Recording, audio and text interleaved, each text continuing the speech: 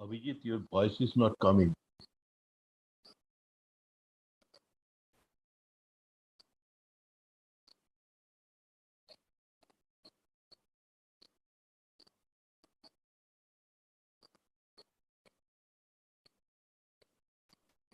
Monstrous disease and a disaster that it caused, it was realized. And that's where it was the idea came that, sitting in corners in different institutes in different parts of the world, what we are doing in the cancer research in terms of therapy, in terms of diagnosis, that message should be available. What has been achieved should be available and known to everyone. So this concept of sharing the research ideas that are research results that are coming out of individuals' research, it was realized that it should be a shared entity and it should be accessed all across the world. And that's how this day of celebration, it was actually initiated. And I think there is, since last few years, between 2021 and 2024, so the focus has been given for improving the equity in the cancer research, providing greater access. So in the today's world where everything is now going online, there are databases which is getting enriched with the research results. So all that would be accessible and shareable. And that is the whole idea of this, which was set by this UICC, which is the international organization. And it's a very big organization today. It's a non-government entity, but it's like control. It's primarily it was set in Paris, France. Its headquarters is in Switzerland, and it is it was established in 1933 after that meeting, and they have members about 1,180, almost 1,200 different institutes, different organizations, cancer research organization, cancer research institutes, and so on. They are part of UICC, and it is spread all across about 170 countries. So with that brief introduction, in India, we have also multiple major cancer research effort is going on. We are even setting out a National Cancer Institute. And we have this organization called IACR, or Indian Association of Cancer Research. And I'm really honored that we have the president of IACR, Dr. Saurabh Dalal, who is our faculty in ACTREC. He's here, and I request Saurabh to come and talk about a few words and introduce what this organization is about. Saurabh, please.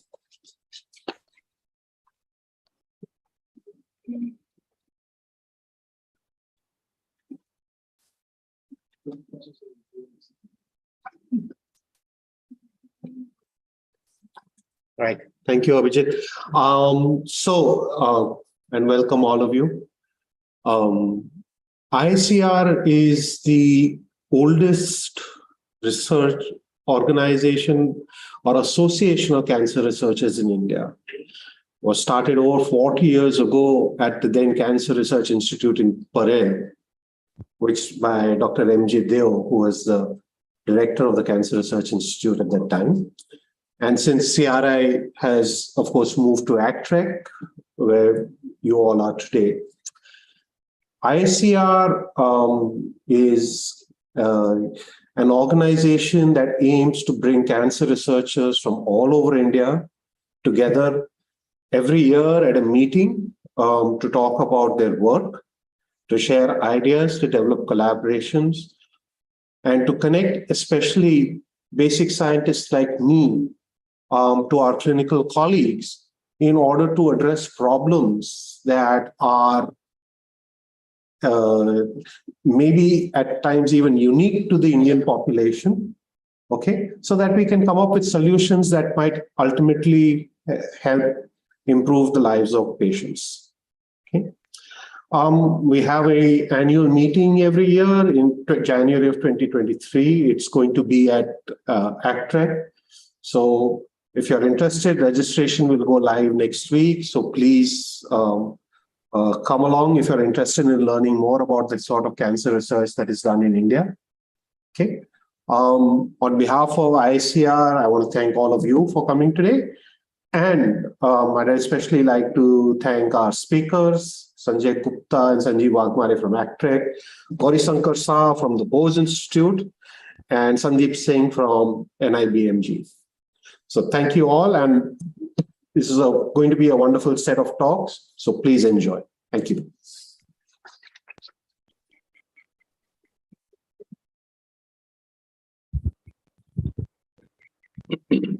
Okay. Thank you, Saurabh. We will get started with no stage of time. We have all the two speakers from Kolkata who are already sitting online, and they will be presenting online. And we have a local speaker from ACTREC, Dr. Sanjay Gupta and Dr. Sanjeev Wagmare, who are also present. So without wasting further time in introducing, I think I'll hand over the mic to Shivali. Shivali Mishra, who is a student here, senior research fellow. She will conduct and introduce the speakers one by one. Okay. Thank you. Thank you, sir. Good morning, everyone. Thank you for being present here today on a Saturday morning. Today, on the occasion of World Cancer Research Day, which is organized by the Mumbai chapter of ICR, we have with us 4 speakers who have contributed greatly to the field of cancer research in India and worldwide by publishing their work in many reputed journals. Without wasting any time, our first speaker for the day will be introduced by one of his own students, Sulagna Rath, who is also a PhD student at ACTREC.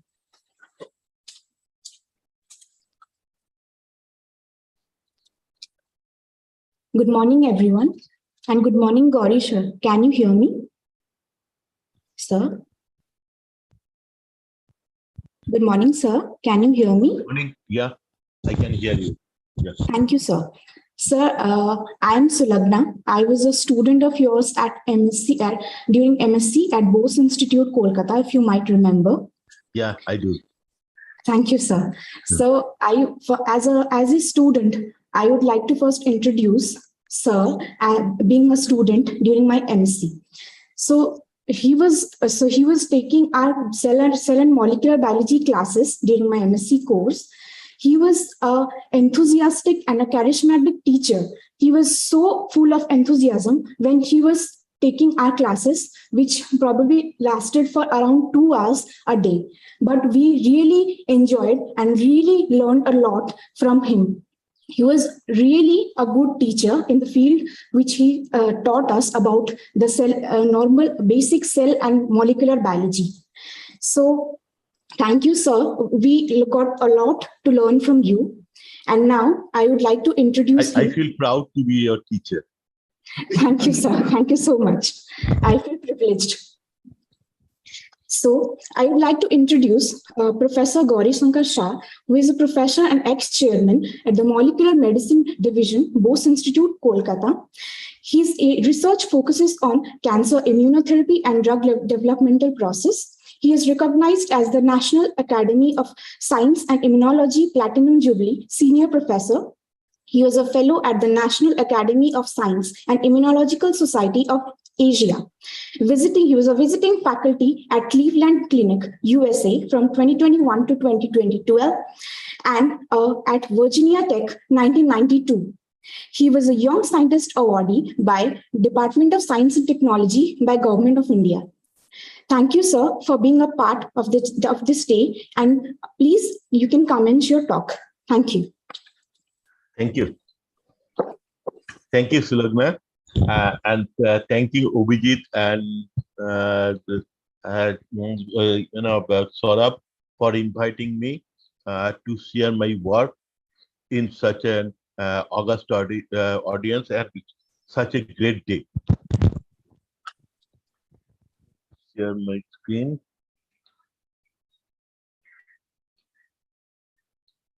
Oops.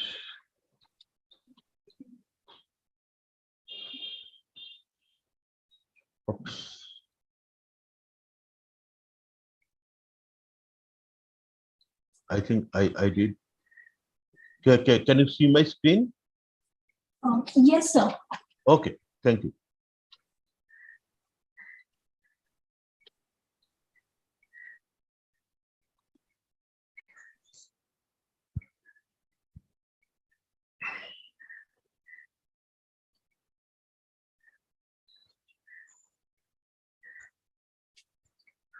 I'm just trying to.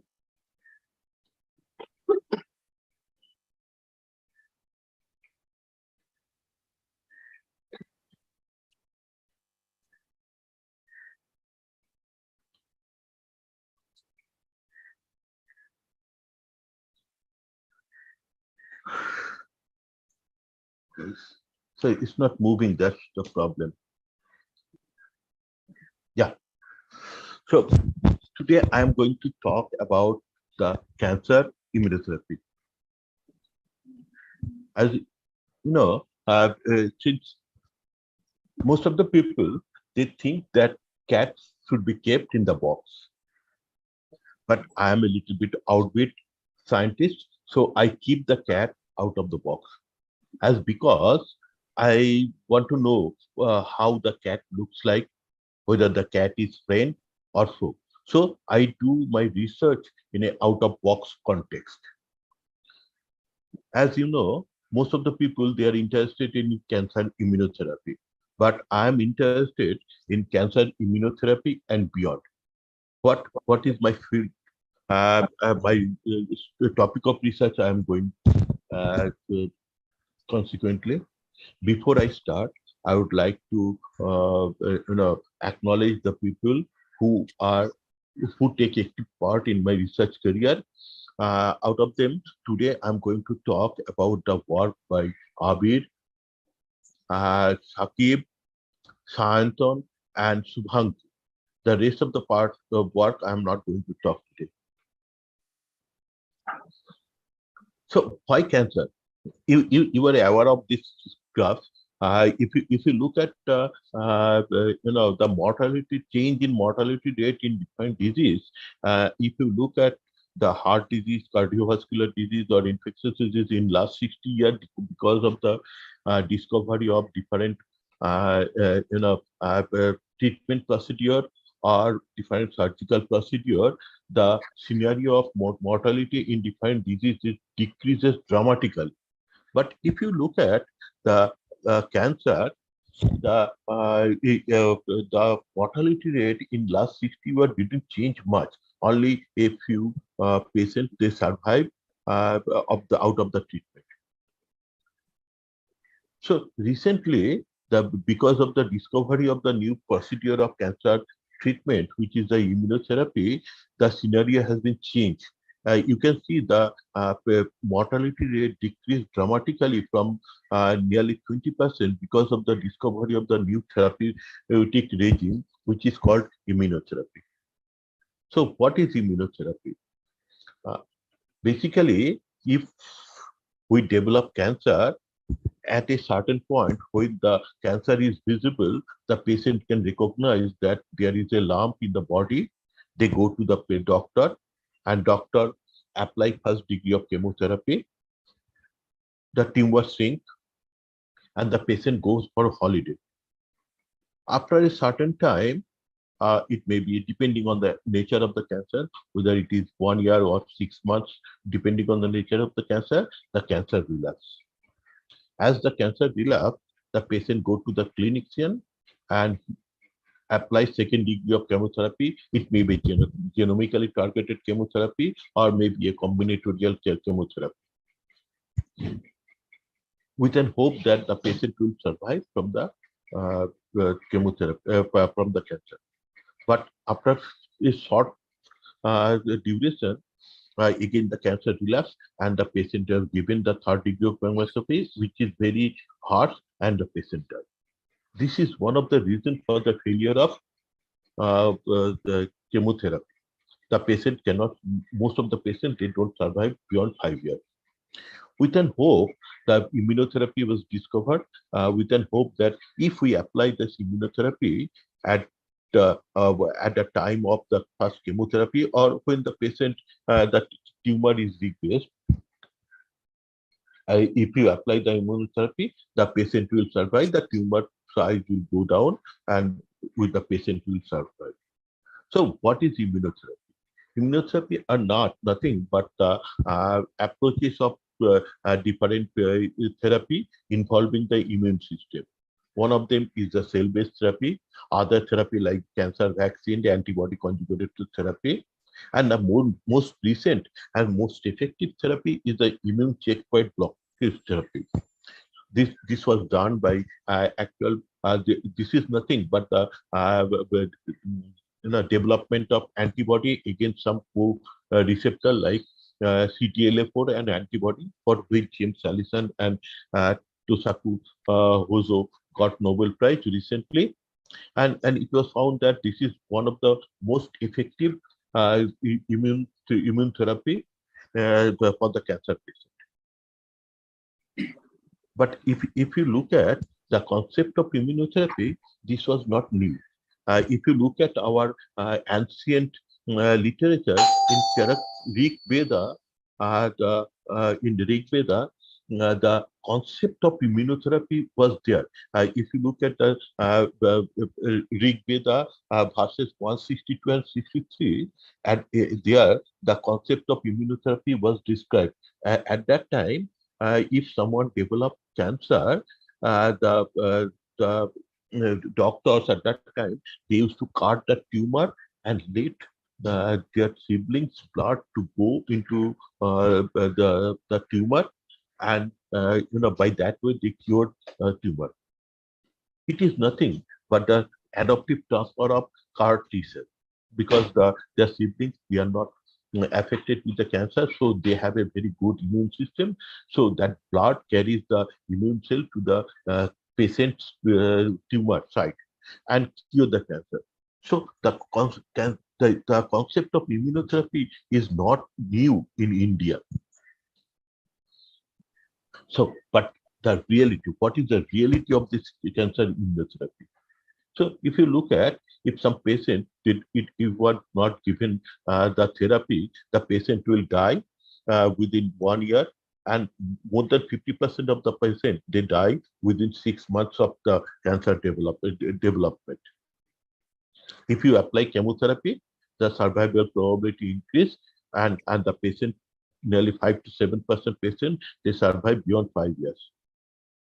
If you apply genomically targeted chemotherapy, that means the chemotherapy that were given depending on the types of mutation that cancer has. So if you apply this genomically targeted chemotherapy, definitely the survival probability increase dramatically. If you apply immunotherapy, see that overall survival probability in 5 years increased from 8% to 25%. So, it is really very effective therapy. So people are interested how this therapy is working on that. But as I am a little bit offbeat scientist, so I try to understand why this patient, they don't respond to the immunotherapy. What is the reason behind that? To understand that, I looked at the tumor microenvironment. If you look at, this is a very famous picture. If you look at this tumor, these are the immunostem. If you look at the blue cells, they are basically tumor cells. Rest of the cells are not tumors. So if you consider a tumor mass, nearly 30% of the total tumor mass is really the cancer cells. Rest of them are not cancer cells. They are other cells like stromal cells, some immune cells, some lymphocytes, pericytes, and macrophages, and other cells. So, so why in tumor microenvironment, why in the tumor mass there are so much of different other cells? Is there any functions? Why these immune cells are predominant in tumor mass? Even sometimes the total number of immune cells is large more than the total mass of the tumor. So what is the reason behind that? So as you know, Bob Cyber explained this reason very nicely in his one of the review article, where if you look at, this is the normal tissue. If you look at the so I can't find the pointer option. Okay. Okay, if you look at this normal tissue, we always are exposed to different types of carcinogens, various radiation, viral infection in our body that can easily transform our body cell into a transform cell. And these transform cells can ultimately lead to the cancer. But in our body, we have a very good immune system that can tackle these transform cells, and that can eliminate these the transform cells. Sometimes this is, transformation is so vigorous that these cells, they can hide their antigenic molecules from outside, so that our immune system cannot recognize them and they cannot kill them. And this is called the tumor dormancy. And when if this tumor, they are very smart and they remain as in a dormancy stage for several years, sometimes up to 20 years. And whenever they see that there is a problem in our immune system, there is an immune suppression, that may be because of the different disease or the aging, or maybe over use of different drugs. As these cells, they see that there is a problem in our immune system or immune suppression, they start proliferating and they overpower our immune system and hijack our immune system in their favor. So I was more interested to understand how this tumor hijack our immune system, and this immune system act in favor of the tumor. So we try to understand how the tumor can evade our immune system. In doing so, we have found that the tumor, it kills our effector T cells like CD4 T cells. It can block the cytotoxic T cell mediated cytotoxicity. It erases the memory, central and effector memory of the T cell, so that our immune system cannot recognize that this is a for transform cells or cancer cell. It blocks the proliferation of the immune cells, so that immune cell cannot act on the tumor, and it changed the cytokine biasness into the tumor microenvironment. So there is a predominance of type 2 cytokine producing T cells, so that helps the tumor to grow, and by that way, our immune system can evade our tumor can evade our immune system. So the reason for the failure of the immunotherapy, so we have a tumor, we apply chemotherapy, drug, either chemotherapy or genomically targeted chemotherapy. So we can see that there is a tumor regression. But so we are happy and we publish number of papers. But the problem is that even after the use of chemotherapy or genomically targeted therapy, there is a very small amount of small fractions of cells that survives from the chemotherapy or chemotherapy. And these are the drug surviving cells, which are so-called the cancer stem cells. And these cells are the reason for the tumor relapse. So when after applying of chemotherapy, when the chemotherapy is withdrawn and the patient goes to holiday, these drug surviving cells, they proliferated and they cause the tumor relapse. So with the hope that immunotherapy will be able to tackle these cells and they can kill, if we can protect this immune therapy or potentiate that our immune system by adaptive transfer of chimeric T cell or the checkpoint blocker therapy, antibody will be able to protect our immune cell which are immunogenic in nature so that they can recognize our drug surviving cells and they can target them and they can kill them. So we can stop the relapse of the tumor. But the reality is, during the chemotherapy or the tumor, they overpower our immune system and they make them from a immunogenic to a tolerogenic to immune cell system. And when we apply just immunotherapy, we are protecting our this tolerogenic cell, and this tolerogenic cell they don't they can't recognize or they can't kill the drug surviving or cancer stem cell. In fact, they help them to grow even faster and more aggressive. That's why if any patient is not responsive to immunotherapy, this cancer becomes more aggressive and the patient die before the expected date. And the tumor becomes more aggressive tumor. This is the reason behind the failure of the immunotherapy in 75 to 80% of patients. You have to remember that the immunotherapy is a very cost effective. Average cost of an immunotherapy is from 50 lakhs to 1 crore rupees.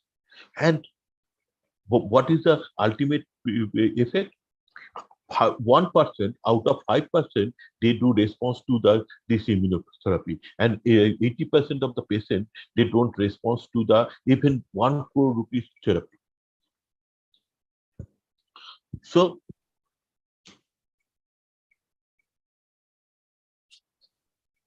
we try to understand uh, what is the reason for behind that conversion of the immunogenic cell into tolerogenic cell, and how these immunogenic cells are becoming the tolerogenic. That's our basic research. So we did the extensive research on that, and in doing that, we identified a new lineage of T regulatory cell in tumor microenvironment. These are IL-10 producing T regulatory cells, and these are quite different than the normal T regulatory cells. These are tumor-specific T regulatory cells. We use the high throughput, high-end flow cytometry to identify these cells, and these are CTLA4. Most of these cells are CTLA4 positive cells. So they produce nearly 90% of the cells, they produce CTLA4, which are immunosuppressive in nature.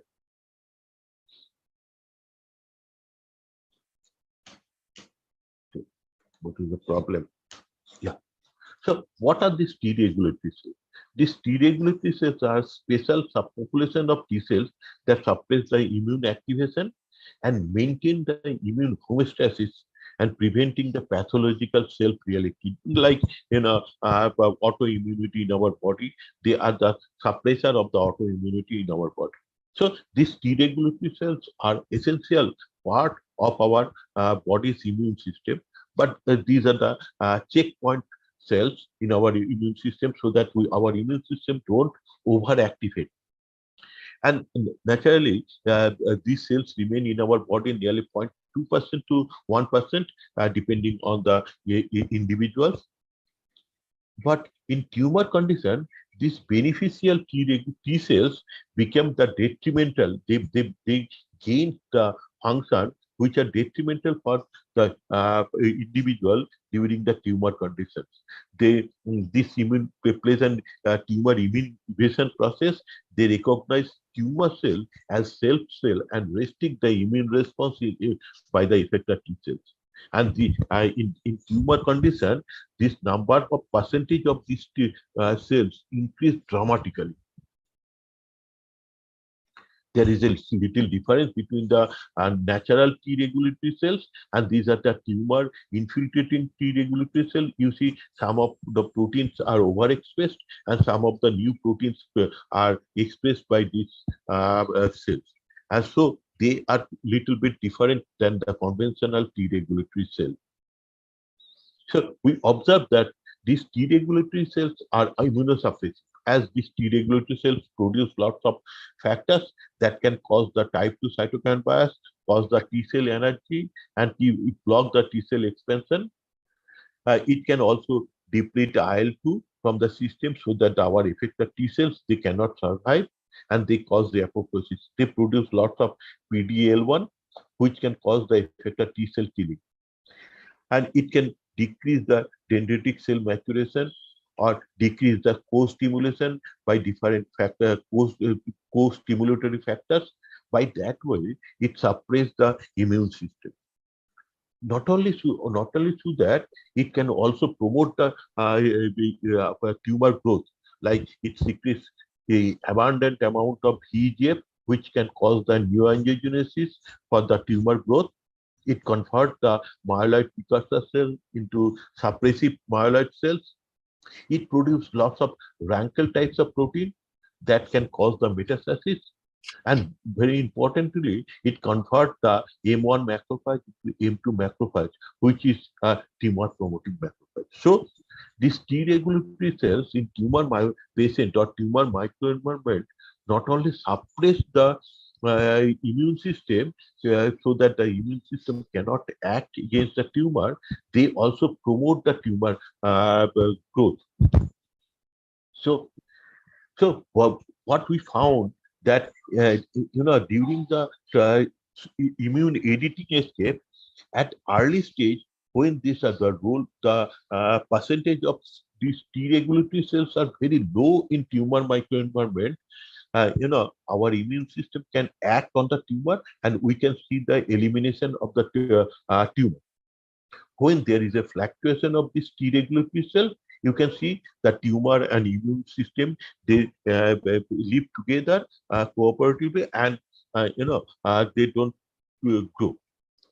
When the percentage of T regulatory cell increase dramatically, at that time we see the immune evasion, and the tumor can escape our immune system and start growing.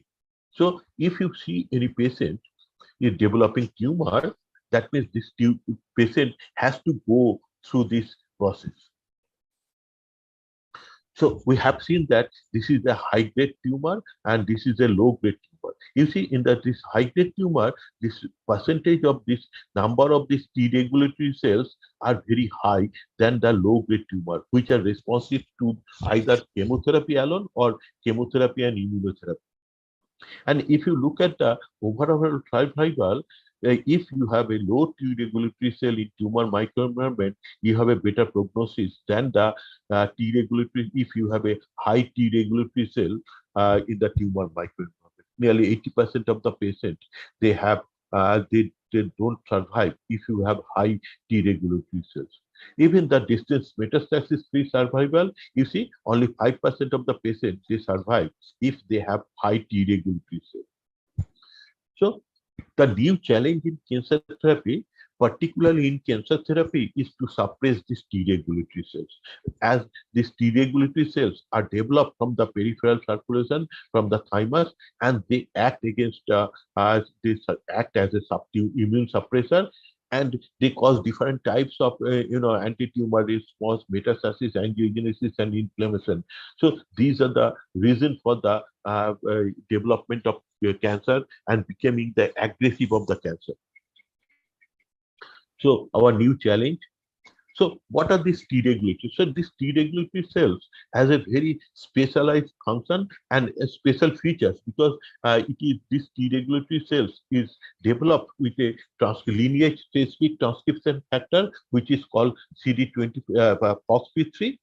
This is a lineage, and they act as a dimer.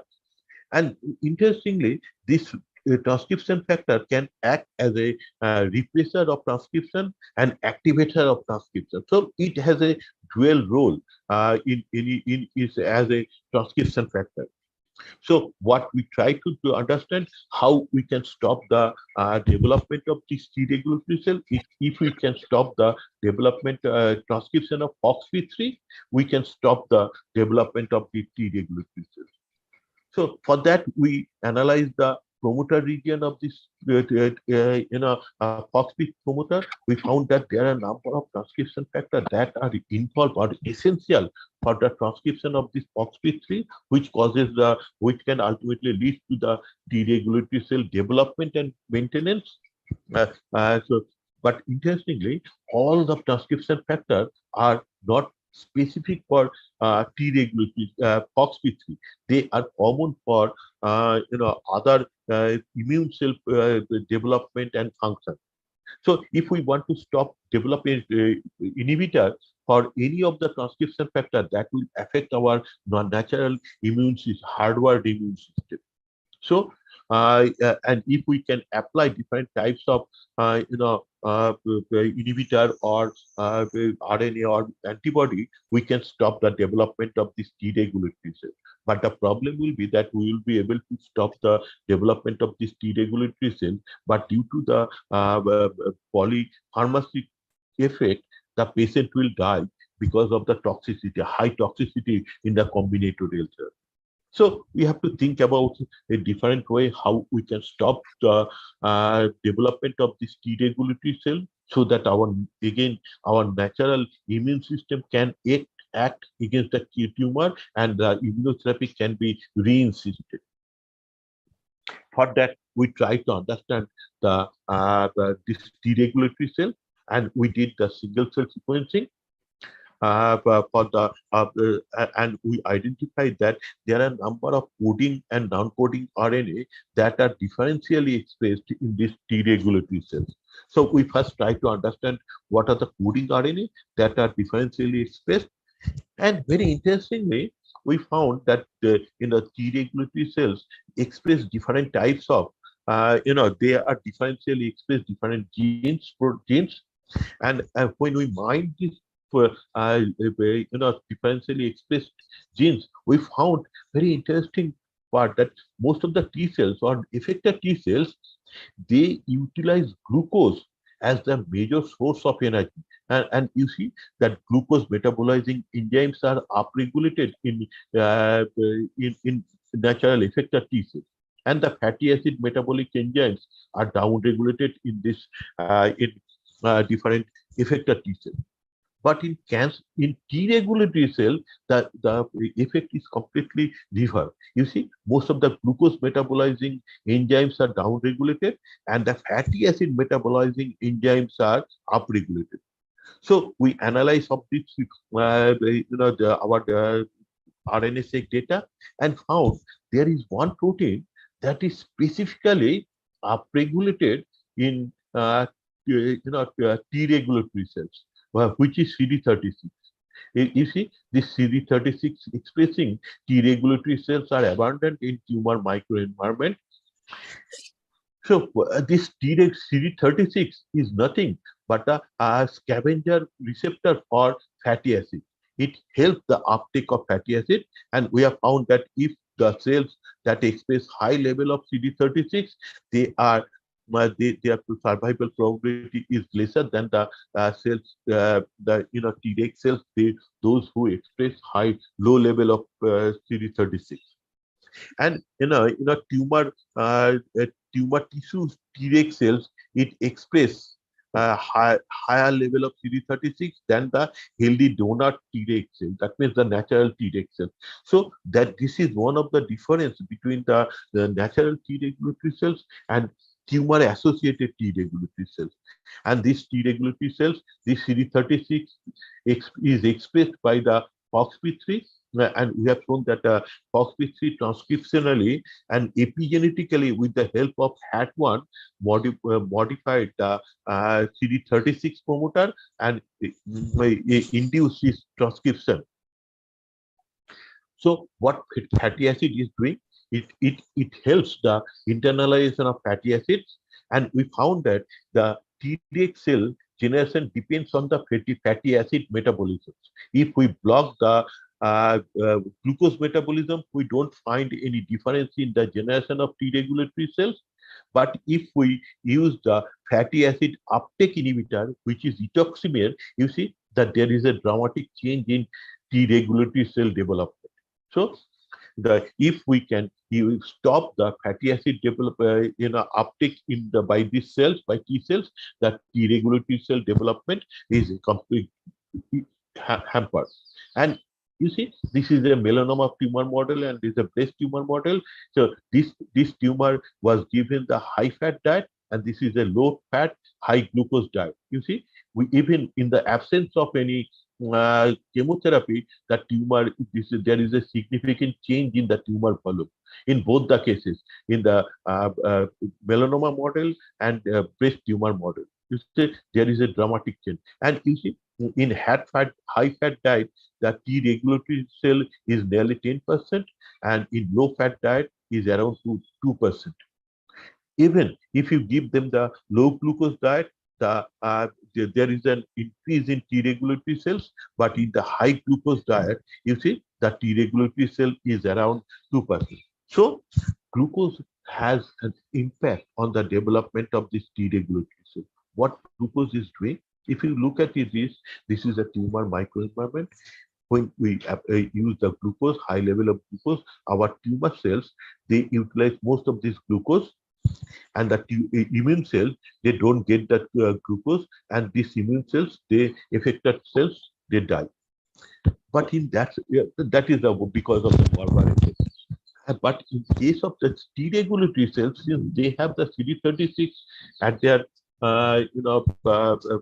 surface, they can use the fatty acids, and this fatty acid can be metabolized to give the survival and development energy by the T regulatory cells. So if you have a high glucose lipid metabolism, this T cells becomes T regulatory cells.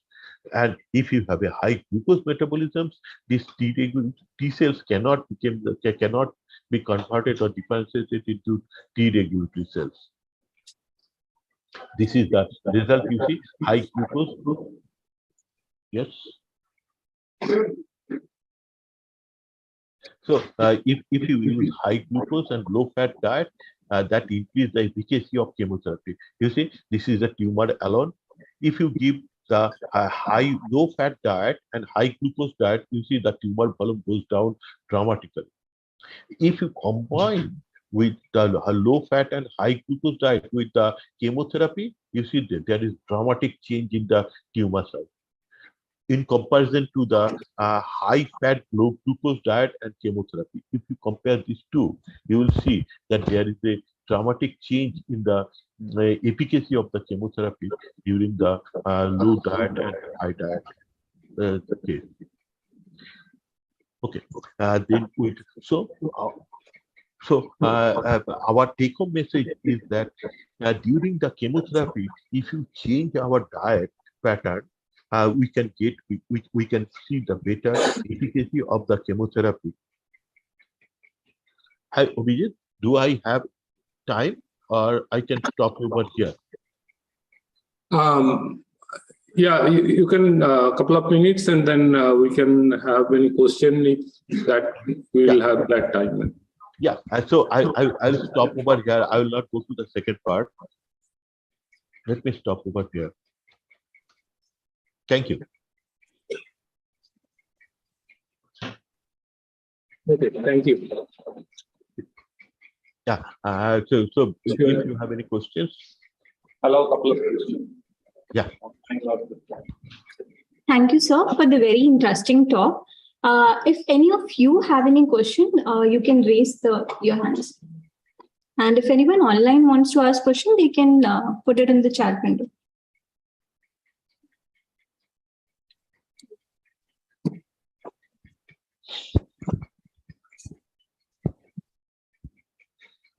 There is one.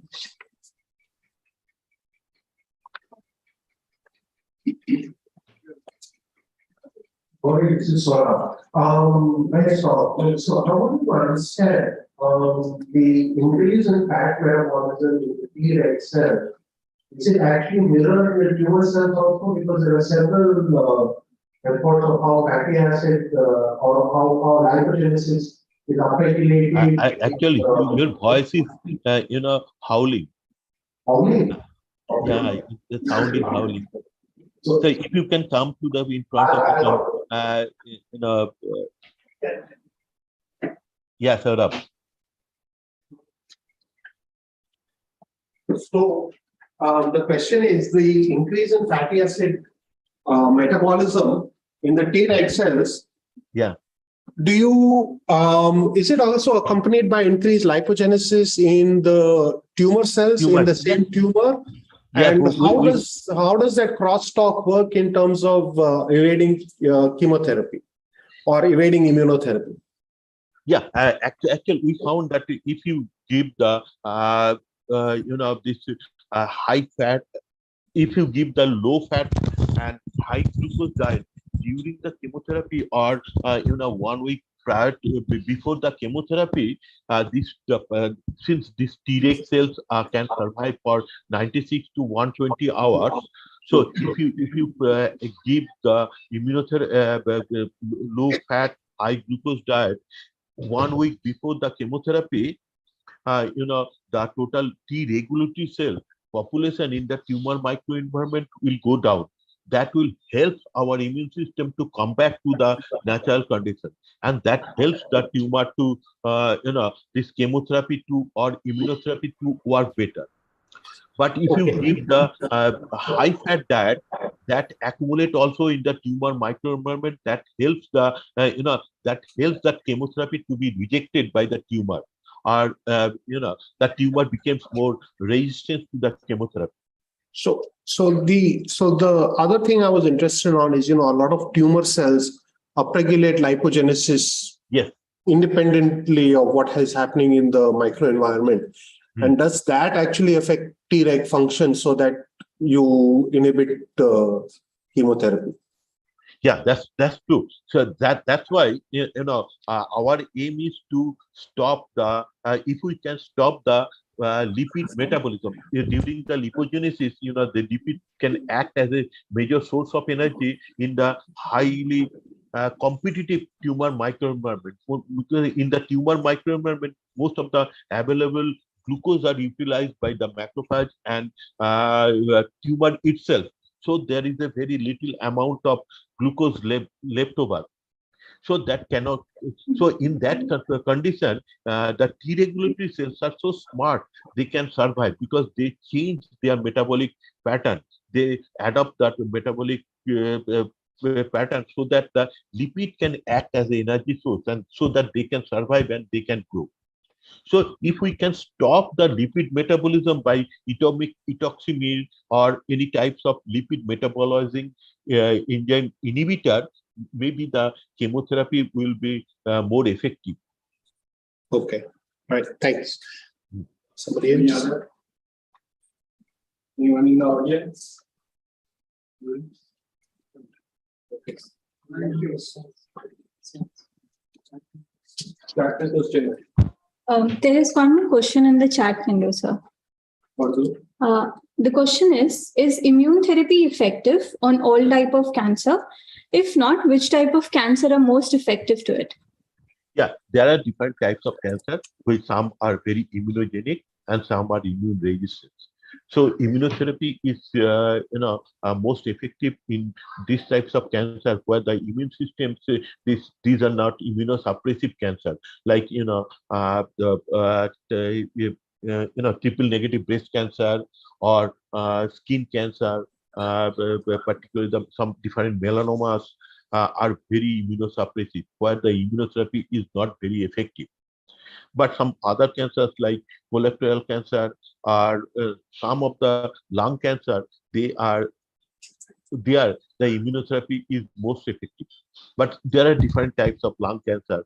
Some of these lung cancers are very resistant to the immunotherapy. So depending on the nature of the cancer, who can express or who can secrete the immunosuppressive molecule like type 2 cytokines or PDL1 or CTLA4, or sometimes different types of gangliosides who express the cancer, which express these types of molecules are immunosuppressive, where the immunotherapy is not effective, rather than the other cancer who doesn't secrete these types of molecules, immunosuppressive molecules.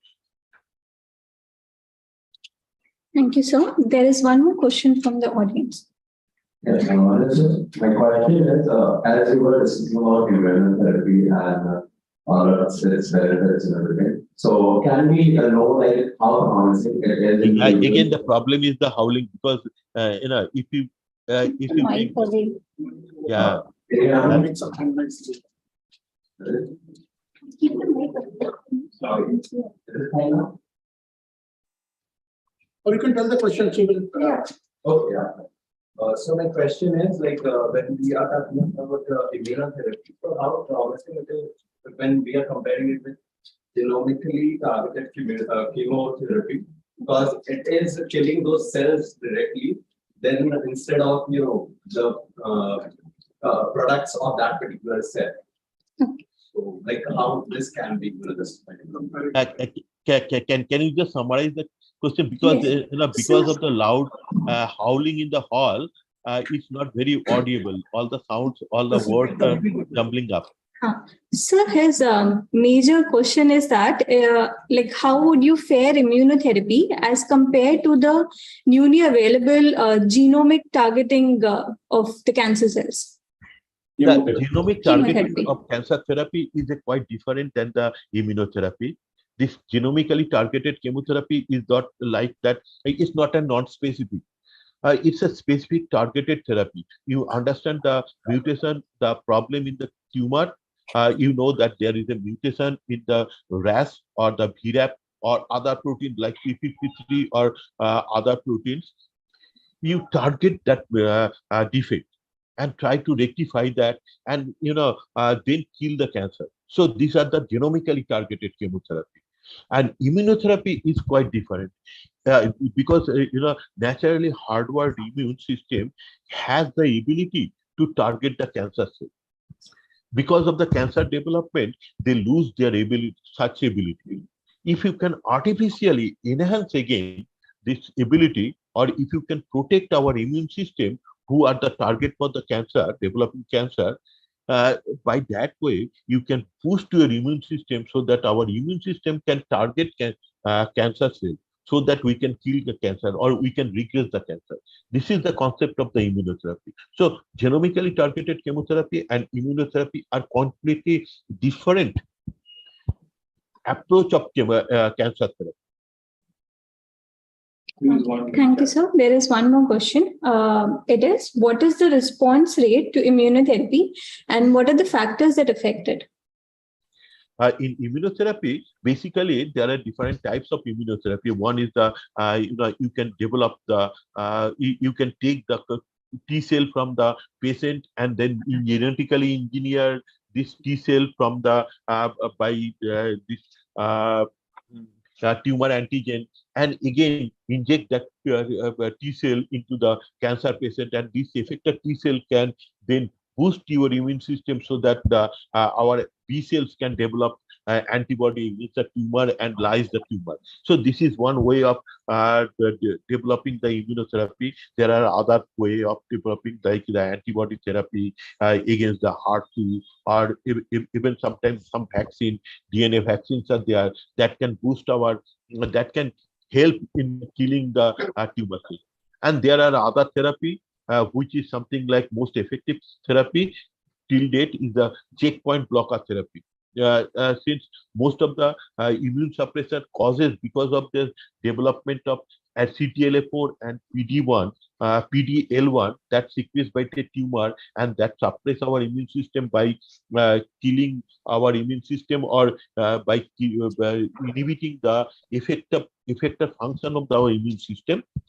If you can develop the antibody against these two molecules, CTLA4 and PD1, so that this molecule will not be effective. So our natural immune system can remain effective and they can act against the tumor. So by that way, our immune system can act. So immune system can act different. Immunotherapy can be a different types of immunotherapy.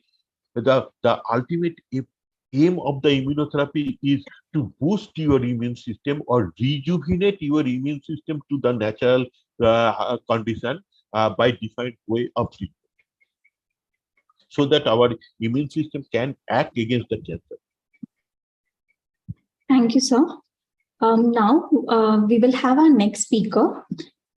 Our next speaker for the day is Dr. Sanjay Gupta.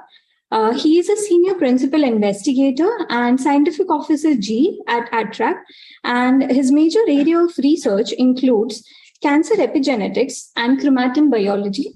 He is an expert reviewer for International Union Against Cancer, USA, and an executive committee member of the West Zone, IACR. He is also the editorial board member of multiple reputed cancer research journals. Thank you, sir, for being present here today. The dais is all yours.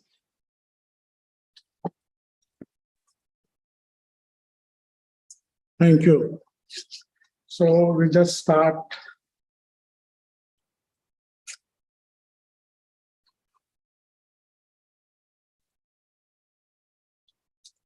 So now I think we will switch gears from immunology to epigenetics research. And today's particular echo will be there. I think I'll prefer having this. All of my. No, if you move then you will pick up that one. I will pick up.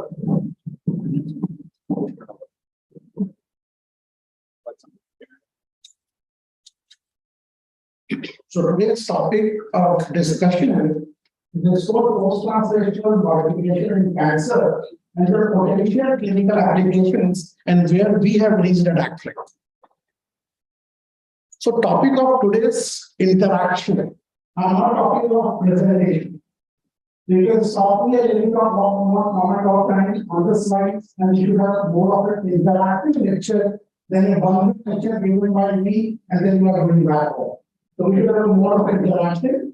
So I will be talking about what are the fundamentals of epigenetics, histone modifications, and how they play an important role in gene expression. Then the most key factor is epigenetics and our gastric. Gastric cancer, I will be talking about and what is relevance in histone modification in cancer, and what is the clinical relevance. So I think all of you must have seen this slide, monotherapeutic twins, nature versus nurture. So whether two monotherapeutic twins are 100% identical, the audience can hear it. Whether the 100% identical, you know. So if they are not identical in their nature or behavior, their genome is 100% identical. So why they differ? The genome is 100% identical, but they actually have the behavior by the nature. Very as we grow within the and looking at actually show that but these are 6 years of DNA variation patterns completely different. And this difference in the DNA variation pattern comes because of the social environment and the diet and the nurtures.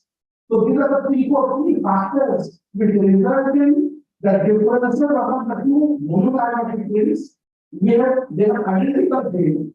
And this comes by a change in the epigenome. The second example, you all know, we draw that. Identical pH because the epigenome very anonymously of 20 and a problem. There's only one will be and then one will be why is it different?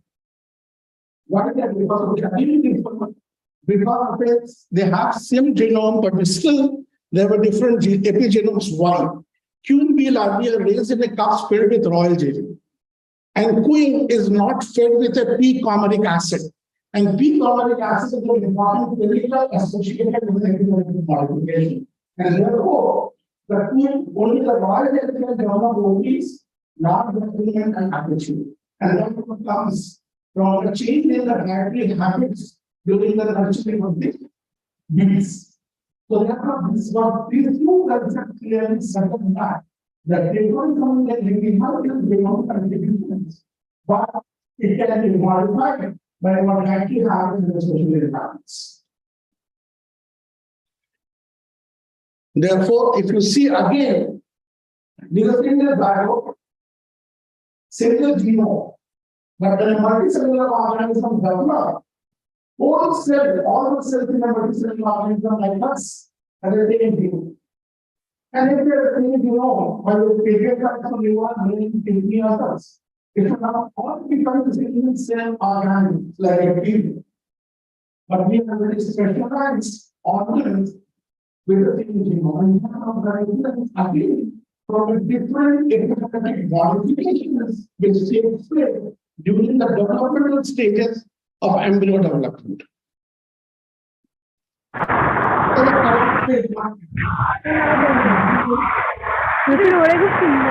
my God.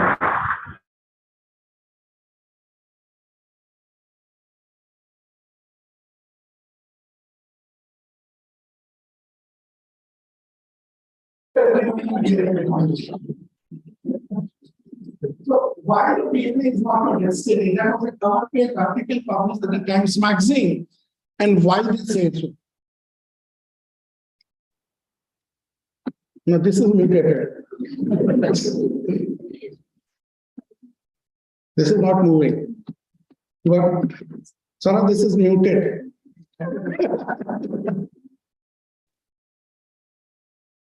Got DNA methylated.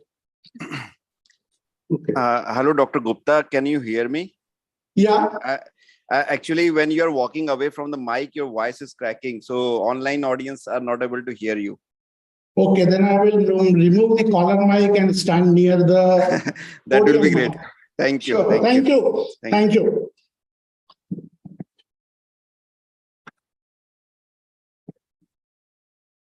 So, yeah. So, from genome to epigenome, changing your own genetic diversity.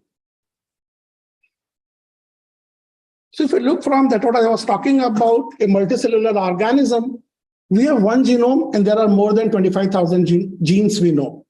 But during the course of differentiation, development, and a growth, there's a persistent reprogramming of this genome takes place.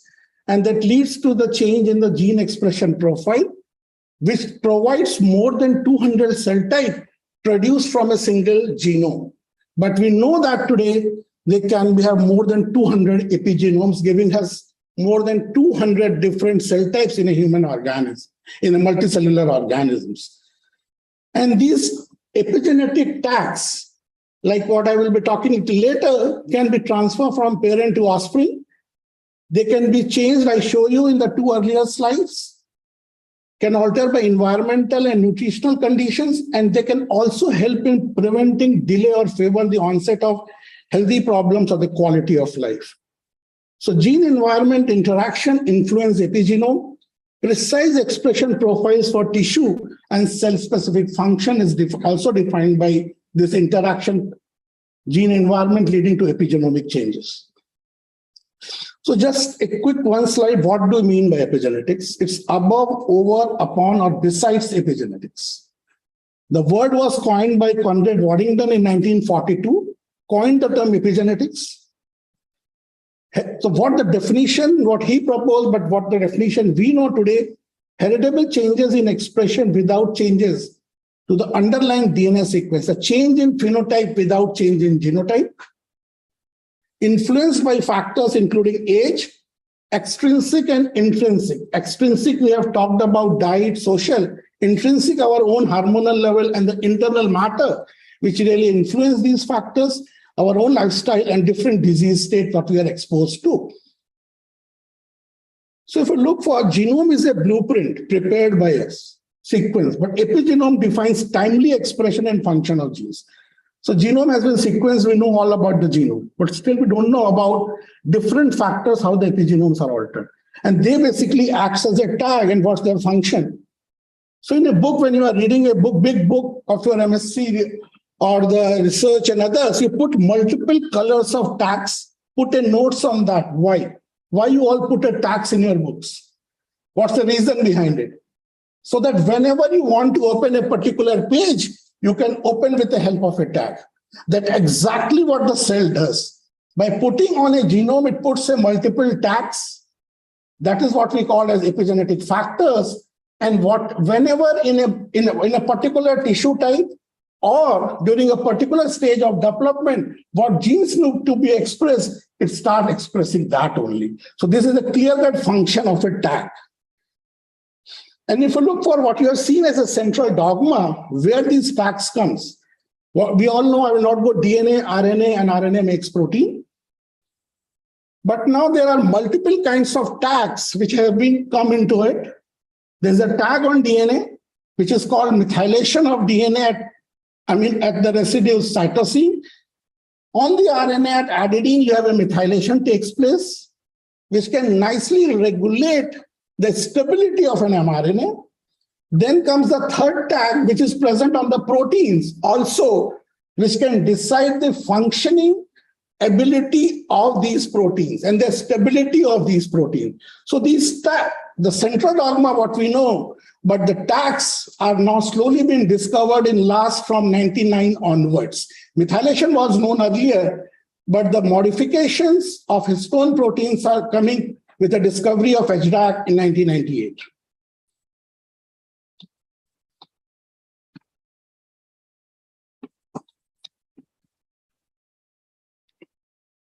So these tags and others, if you look for, they are reversible. All these tags are reversible. There are particular class of enzymes which can remove and add these tags. So if you look for what are these epigenetic tags or the factors, I will talk a little bit more about histone post-translational modifications.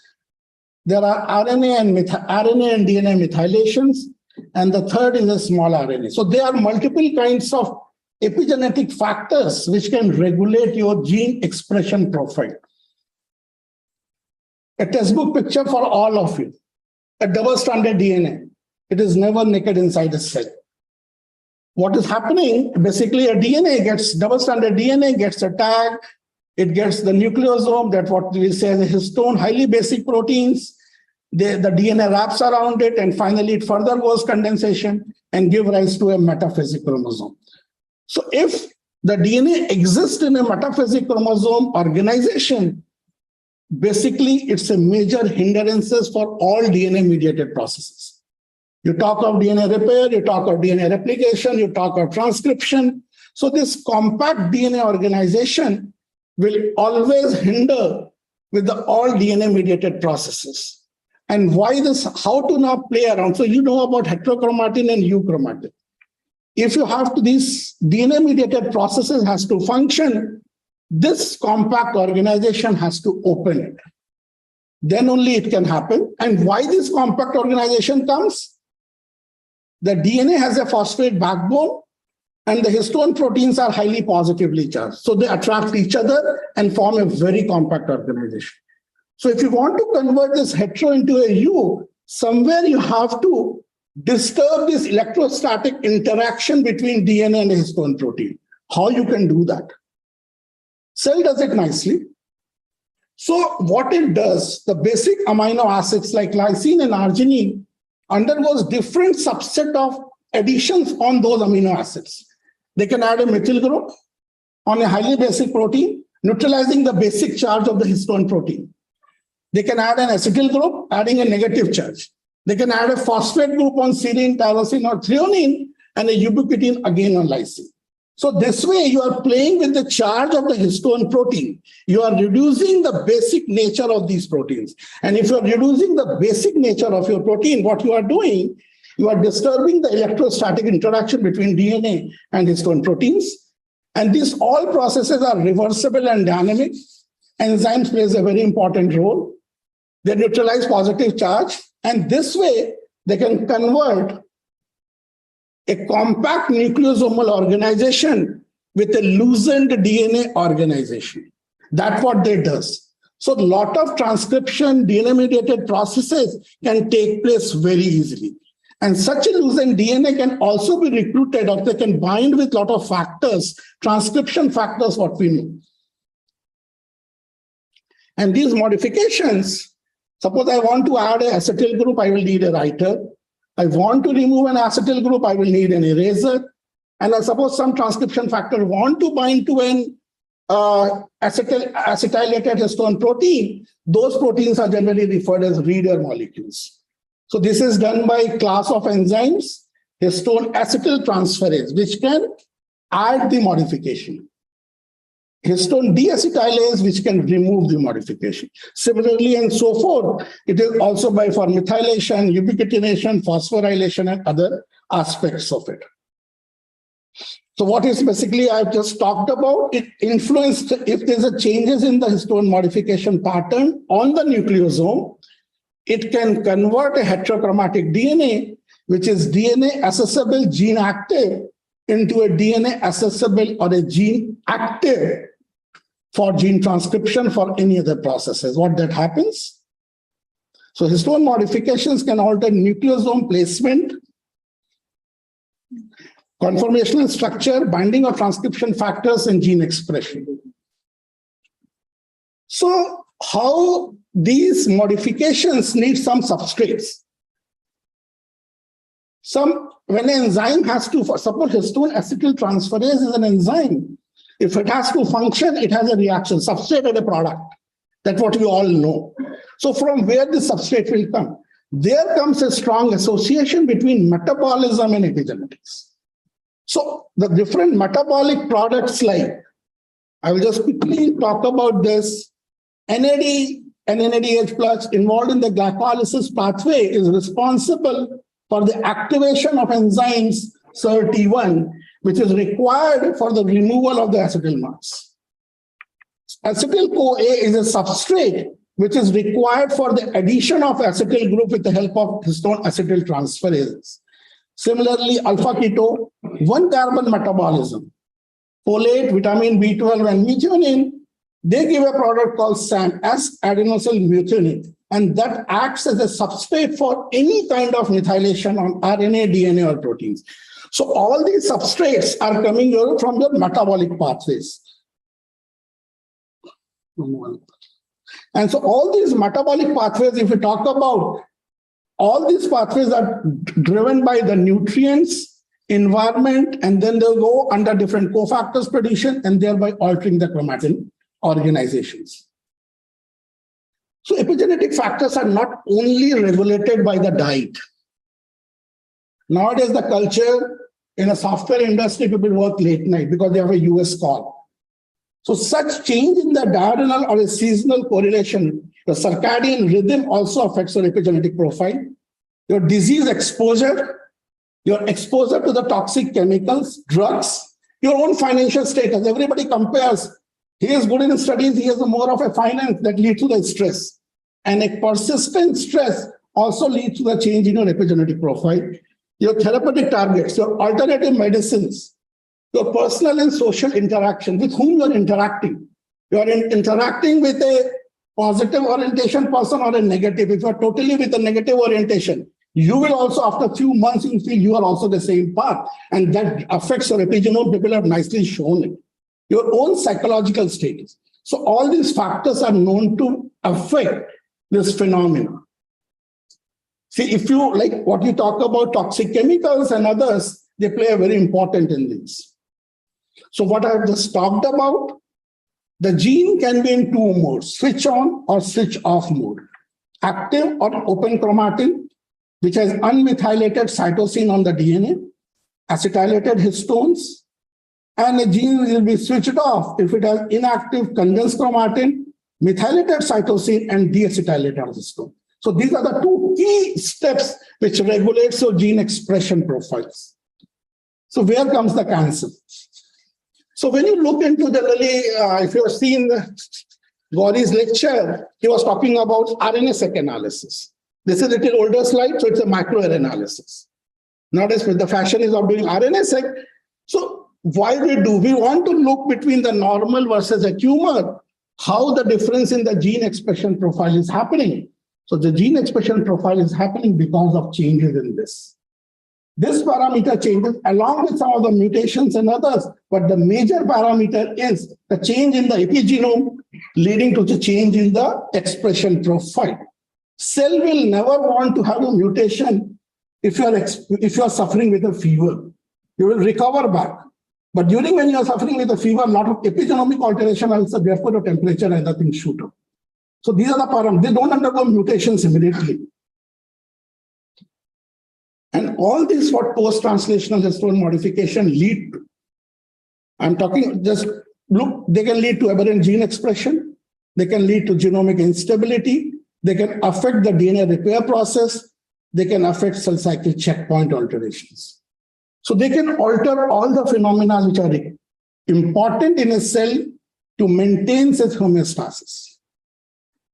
So therefore, in 2022, this year in the month of January or February, a new paper was published on hallmarks of cancer, and there they have added non-mutational epigenetic reprogramming as one of the key hallmarks of cancer, because it regulates the expression of all other hallmarks of cancer. It regulates the mechanisms of all hallmarks of cancer. So this is some of the work published from the lab, except the paper 1, and which I will be talking a little bit about today in consent with the gastric cancer.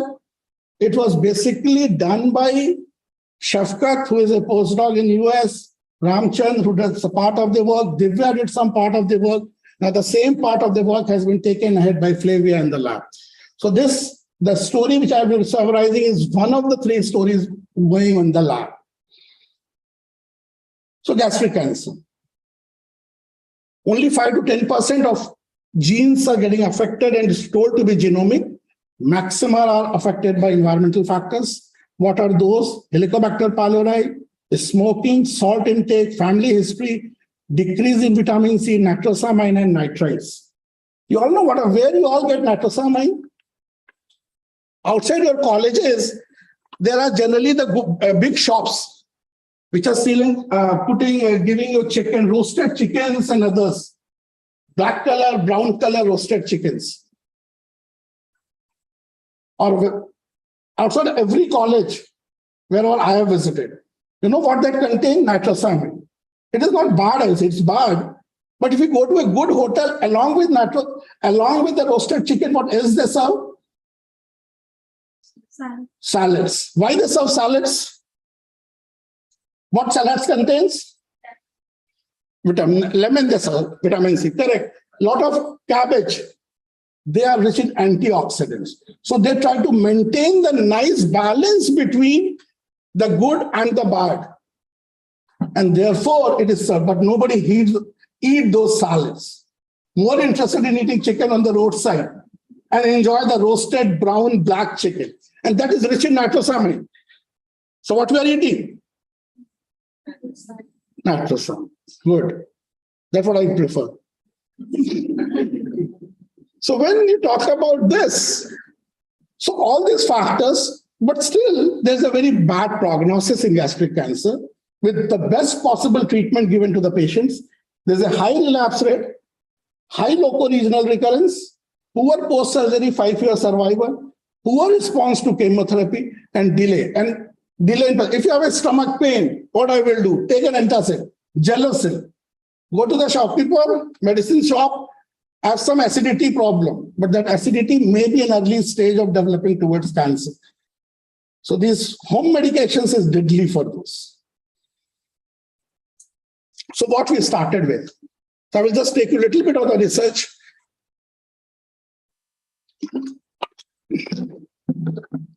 So what surgical approach?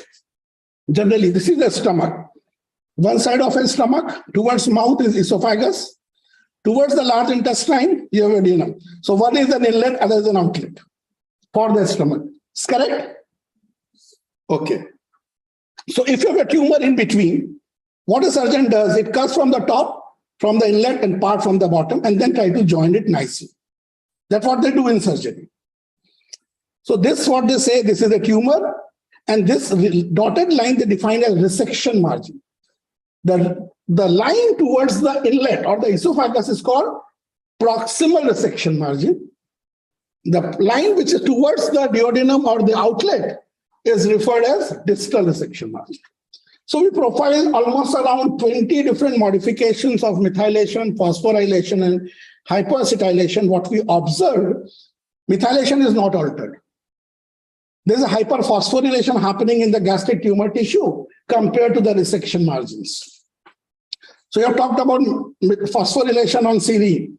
So a lot of phosphate group is added in the tumor samples in case of the gastric cancer samples, human samples. And when we looked into the acetylation pattern, we found there's a lot of acetyl groups are lost from the chromatin in the tumor samples. So this is what we observed. So what we observed is this: loss of acetylation of multiple marks, increase in serine 10 phosphorylation, and K14 acetylation was not changing at all. So this was our observation. And if you remember, just a few minutes back, or maybe 10-15 minutes back, I talked about it is the acetyl groups are removed by histone deacetylase. So when we looked into the levels of the HDAC class 1 enzymes, which are important for removal from the chromatin or the histone proteins, we found certain, yes, interesting, significant increase in HDAC levels. At transcript level, yes, significant increase in human samples. Very interesting to us as an observation. But all these proteins, HDAC is an enzyme. It can be a very high level, but the importance is activity is also to be more. If enzyme is not active, the levels will not make any sense out of it. So we looked into the enzyme activity and we find, yes, the HDAC levels are very high in the tumor samples and HATs, because this is the reversible phenomena. One way the HDAC will remove, HAT will add. HATs are not changing. So what is happening? There's an imbalance between the HDAC and the HAT. HDAC. So what the chromatin, what we looked into, tumor has a closed condensed chromatin and the normal has an open chromatin. That's what we observed by an assay called micronucleus. I'm not going into depth of those. So that was interesting to us. But if a chromatin is condensed, how HDAC RNA is going up? HDAC should not express, because I told that's a major hindrance in the gene expression. Why it should express? So when we looked into, we found overall the chromatin is getting condensed, but some of the genomic small regions are open there, and there the modification is S3 serine 10 is getting upregulated, I told you. K14 acetylation I showed you is not changing. So those regions were with serine 10 and K14 acetylation, and those were increasing the expression of HDAC mRNA, therefore more of HDAC protein, and therefore more of chromatin condensation because of deacetylation of histones. So this story was nicely shown by Shafkat and Ram to me. So this picture came. So in the normal, we have a more of a chromatin, open chromatin. In a gastric, we have some niches which are open and maximum region are highly condensed. That's what we emerged from the data. So what's the importance? What's the clinical relevance? So in a normal cell, a nice balance on a seesaw of a HDAC and a HAT condensed on a open chromatin organ. Nice balance is maintained. But in tumor cells, our observation suggested increase in HDAC activity, and therefore the chromatin is getting more condensed. So this was our observation which we saw. So then we thought, if HDAC is more, whether we can inhibit this HDAC protein, let its activity go down. If you put it down, then maybe you can bring down to the normal cell profile, so that you can reverse the phenomenon. A big thinking, difficult to prove. So we thought of using HDAC inhibitors, a potential therapeutic agent. So what it will do?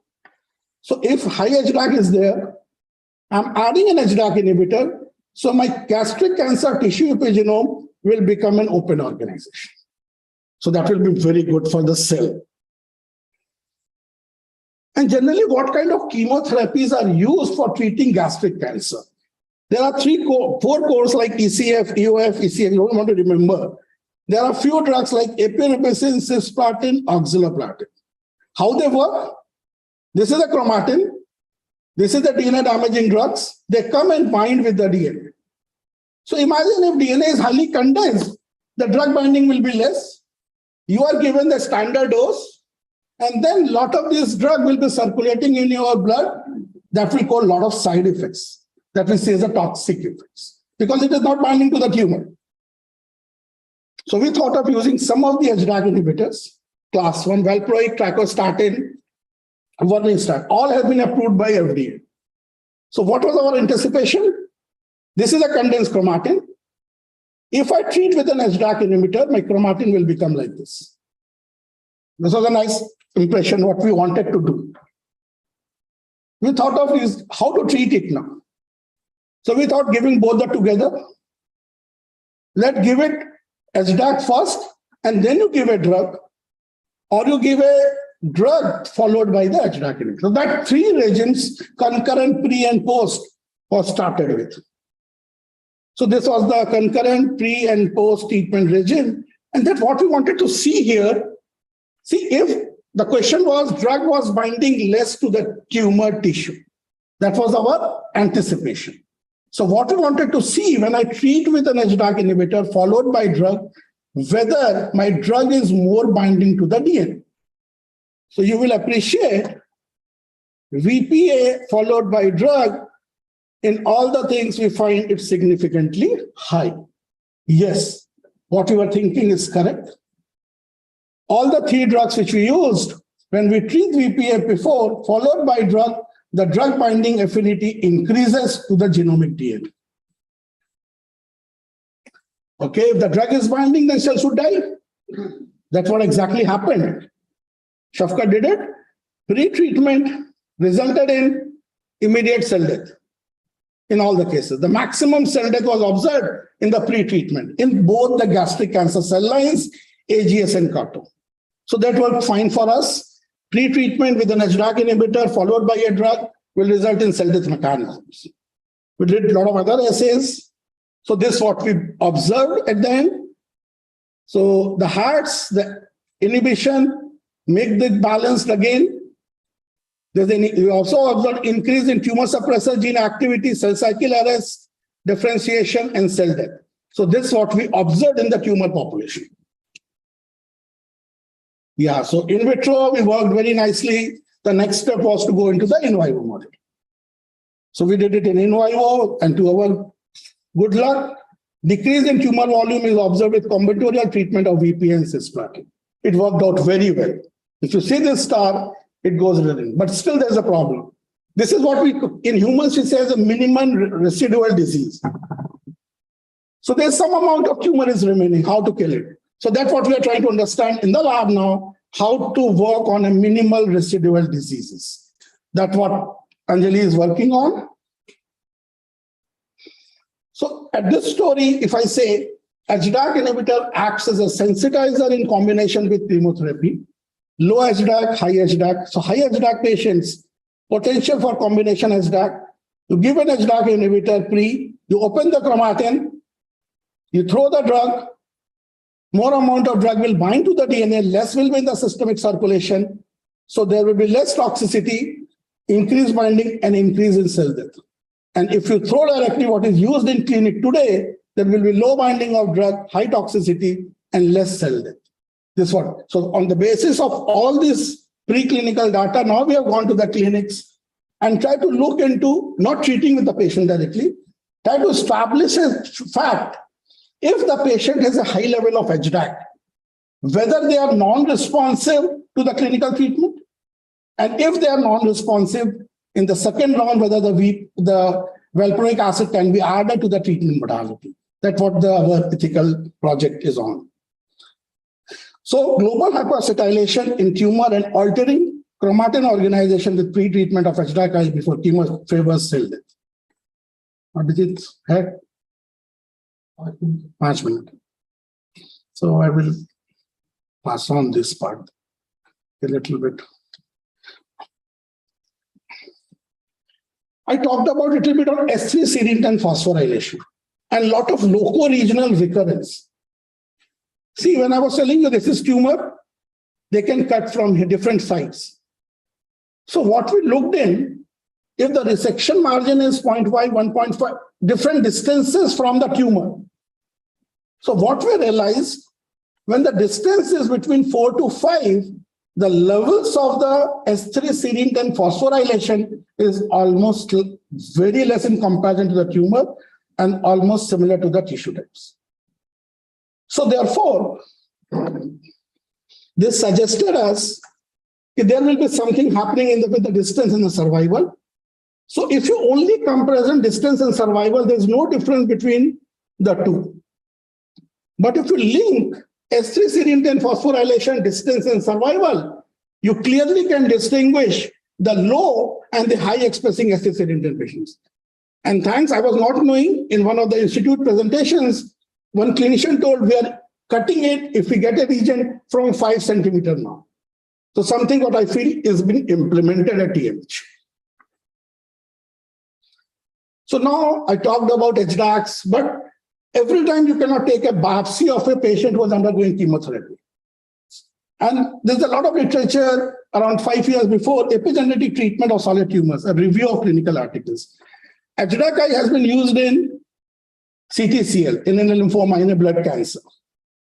But what they say, in solid tumors, HDAC inhibitor has not functioned very well, but still they believe epigenetic drugs and HDAC inhibitors in particular might be useful only in those tumors in which HDACs are directly involved in pathogenesis, where HDAC is high. But there was no protocol to measure the levels of HDAC in the serum samples. There was a struggle came for us. So real-time monitoring of epigenetic alteration in solid tumors, that was to be looked in. Divya has taken up the challenge, and she developed a protocol for isolation of histones from the serum sample I'm not talking about. And she also measured the levels of different HDACs in colorectal cancer, in buccal, tongue, breast.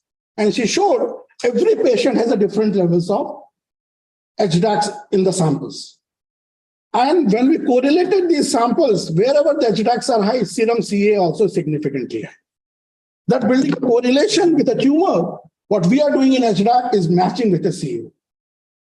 We went ahead, looked into the TCG about HDAC expression. See, what the clinical trials has been done till now, it has been given to all the patients. But they have not subgrouped the patient on the basis. If you see only out of 400 patients, 415, only 100 has a high levels of HDAC class 1. And if you treat 400 patients with an HDAC, your clinical trial will be concluded as failed. And that's what has been done in the solid tumors. So therefore, what we have started with in the clinical trial work now, we are trying to estimate the levels of HDAC in the serum sample because we have a nice novel method of developed in the lab. So now the serum, we can measure the chromatin modifiers, we can isolate histones.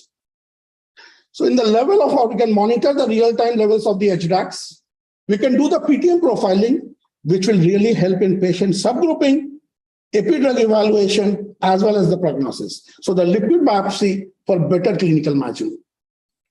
So therefore, these are the two conclusions I've talked about.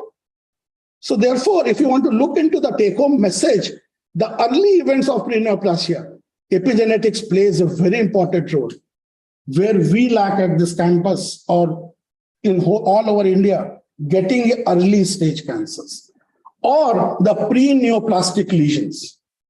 And therefore, it is becoming difficult to define how early changes are happening. And therefore, we have to move to the animal model. So this, what the dietary habits you have, what is the lifestyle you have, what are the food contaminants? Nowadays, we are moving towards like a Western world, towards pizzas and high fat diet. Just Gauri talked about the fat diet, and that is also bad for epigenomic alterations.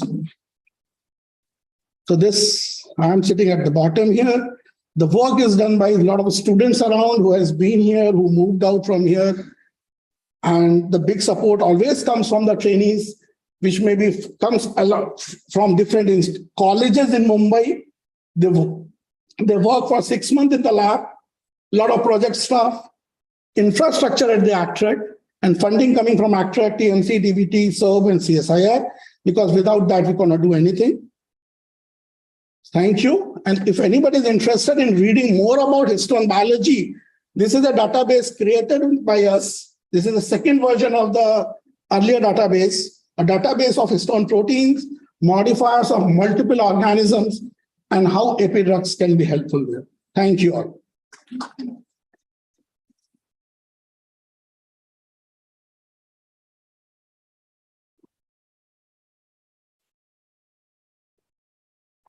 Thank you, sir, for the enlightening talk. I'm pretty sure we know more about the animal biology than we did before.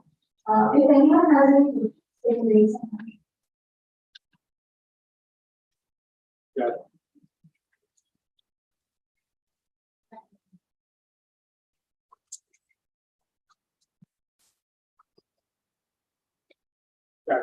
Hello, sir. Yes, Thank you for the very great information. thank So you. my question is, is also an example of epigenetic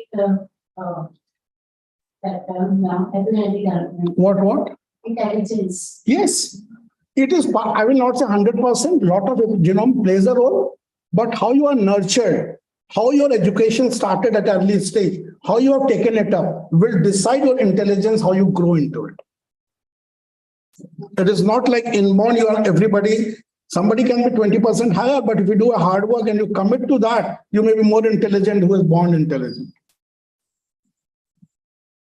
Hi, sir. Yeah, So you said that cells metabolism also has a role in epigenetics. yes, So cancer cells are also like metabolically active. yes. So I wanted to know that how does the cancer cell metabolism affects epigenetics? See, there's an alteration in the metabolism of cancer cells versus the tumor cells, normal cells versus the cancer cells. So this altered mechanism, this metabolism between the two phases affects the epigenomic profile. If you look for what happens to the Krebs cycle or the standard TCA cycle in the process of cancer cells, cells don't have a very active Krebs. So the production of acetyl-CoA is hindered. That's what people are talking about, and that will be result in the overall condensation of the chromatin. So these mechanisms are interlinked. So one more question. Sure. So what could be the reason that the HDAC expressions were different in different types of solid tumors that were found out? We have looked into only we have looked into multiple tumors. So the levels are different. There is not a base. Till now, we don't know the baseline expression. What the baseline has been prepared by us is from the cell line. The baseline has not been. So now this project, what we are doing, we are taking 250 normal individuals, healthy individuals, and try to draw the baseline of HDAC1 expression, protein expression, activity as well as expression profile. Then we can be very sure. So therefore, we want to draw the baselines. Yes, Gauri. Hi, sir. Sanjay, how are you? I'm fine, Gauri. How are you? My one comment is that cancer is basically a epigenome disease. Only 5% of the cancer is genetic disease. Rest are the either epigenome or the change in some cellular structure. So please comment on that. Just you can repeat the last part of your question. Most of the cancers are epigenome disease, not the genomic disease, because only 5% of the cancer are genetically driven from the rest of them are epigenomically driven cancer. Yes. So your comment on that. See, I totally agree with you. We all know 5% or less than that may be a genomic mutations which will be playing a role in developing cancer. Maximum are coming from the dietary fibers, what you talked about something, and the diet and the other factors play a very important role in cancer. So the problem, what we have to really, if you look into the genomics research, it started with the discovery of DNA in 1952. The epigenetics has taken a toll for our list only around last 20 years. DNA methylation was there, but we talk about a complete epigenome development. It started with the discovery of first molecule which modifies epigenome is HDAC1 in 1998. So it's not very old. We have to know more about epigenome and how epigenome of different cell type also we don't know till date. See, we have recently communicated, I will say, or it's under review, I can say, a paper where we have profiled multiple histone isoforms. I will only take an example of one isoform, H2A, which has got almost around 12 different proteins. We know only H2A as a textbook material. but there are 12 different H2 isoforms differing by only 1 to 3 amino acids. And we were surprised to see in different cell types, there are different H2 isoforms. So how these things matter, interactions of the nucleosome organizations that in a normal cell first need to be deciphered. To comment your question, 96% I agree. What we have seen also in our studies in gastric cancer, in other cancers, they are stage 2, 3, or 4. We could not get a single sample of a stage 1. So early events are need to be deciphered first to comment correctly on your question. For that now, we have developed a nice model already for hepatocellular carcinoma. We are on the way of developing a model, not the orthotopic from a cell line, but with the help of a known carcinogen like nitrosamine and salt. So we want to develop that model. You will see people have reported early inflammation can change epigenome. And we all know cirrhosis, early inflammatory changes are the key towards tumor development. So whether these modifications which happens in early cirrhosis plays a role in cancer, it needs a lot of studies, lot of work has to be done. It's the beginning. I'll never say, therefore, if you see the consortium research which is going on, epigenome consortium is also moving very stepwise manner. And then in histone modification, we talk about crosstalks. So a lot of things are coming into picture.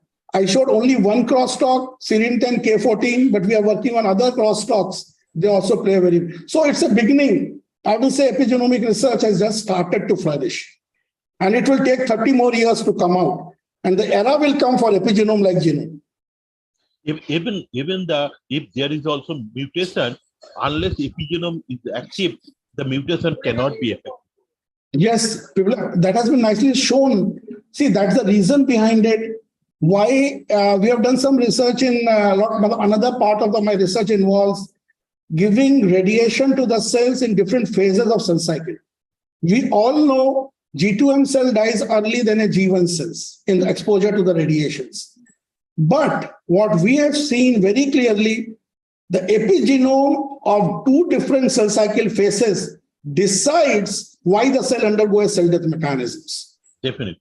So those are the things which are emerging slowly, and we will see how to go about it.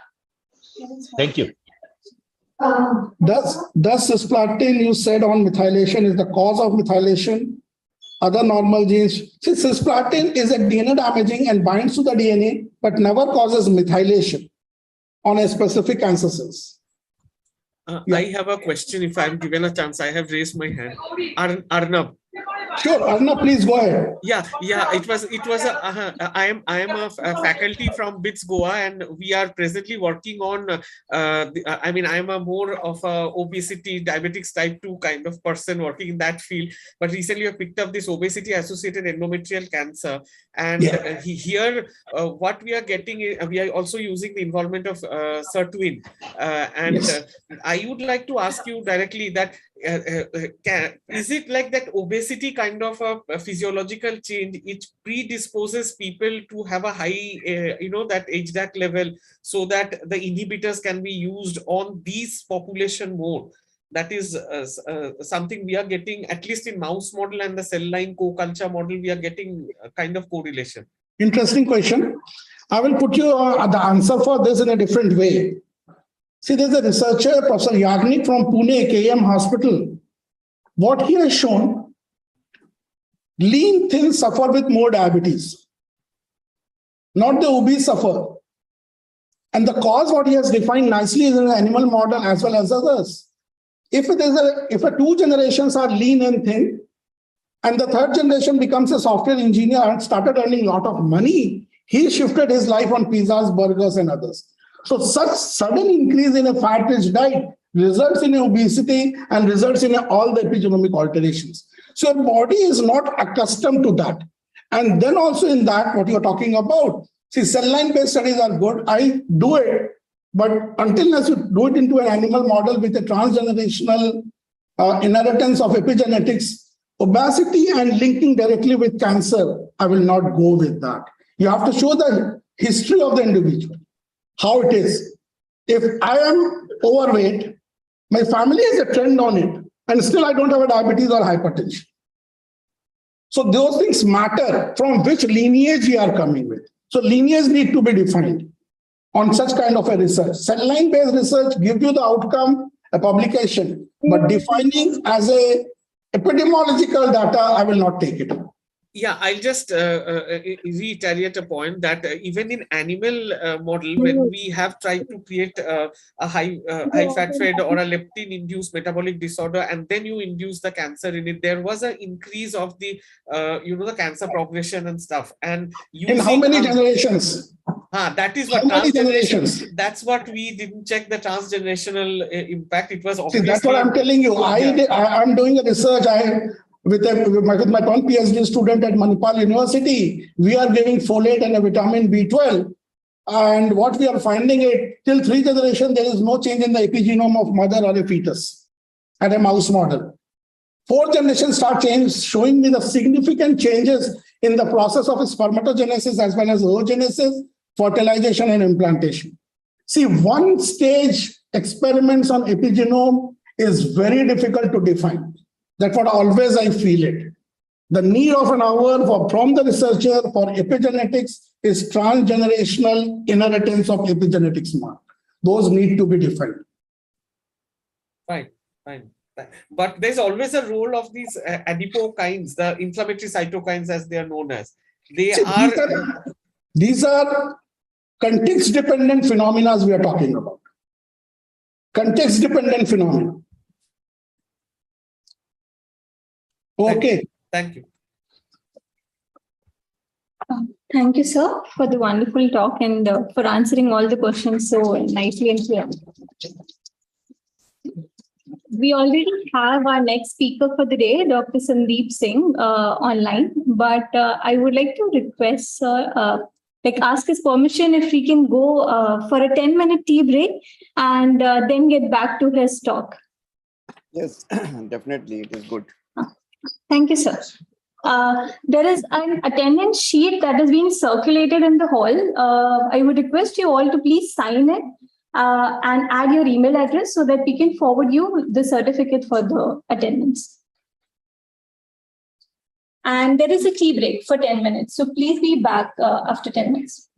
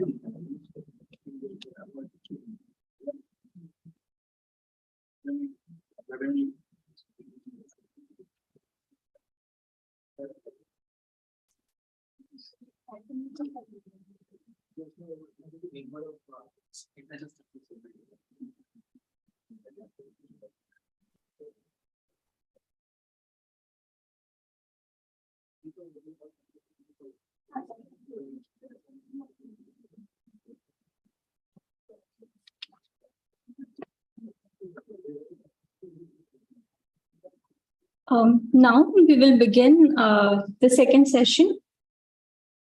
Our next speaker for the day, everyone please be seated quickly so that we can start with the session.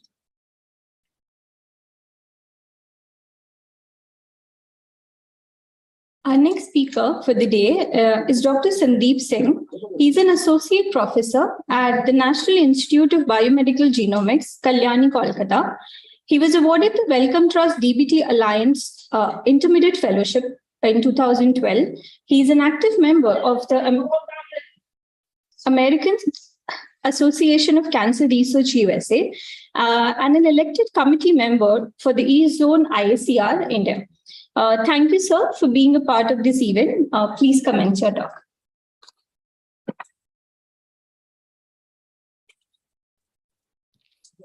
Thank you so much for the opportunity. I think I am audible. Yes.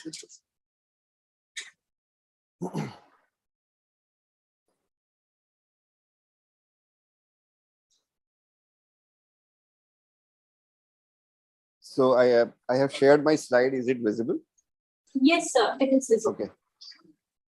So thank you very much, Professor Abhijit Dey, for giving me this opportunity and allowing me to talk on this important day where we are celebrating the research on cancer, its success, its challenges.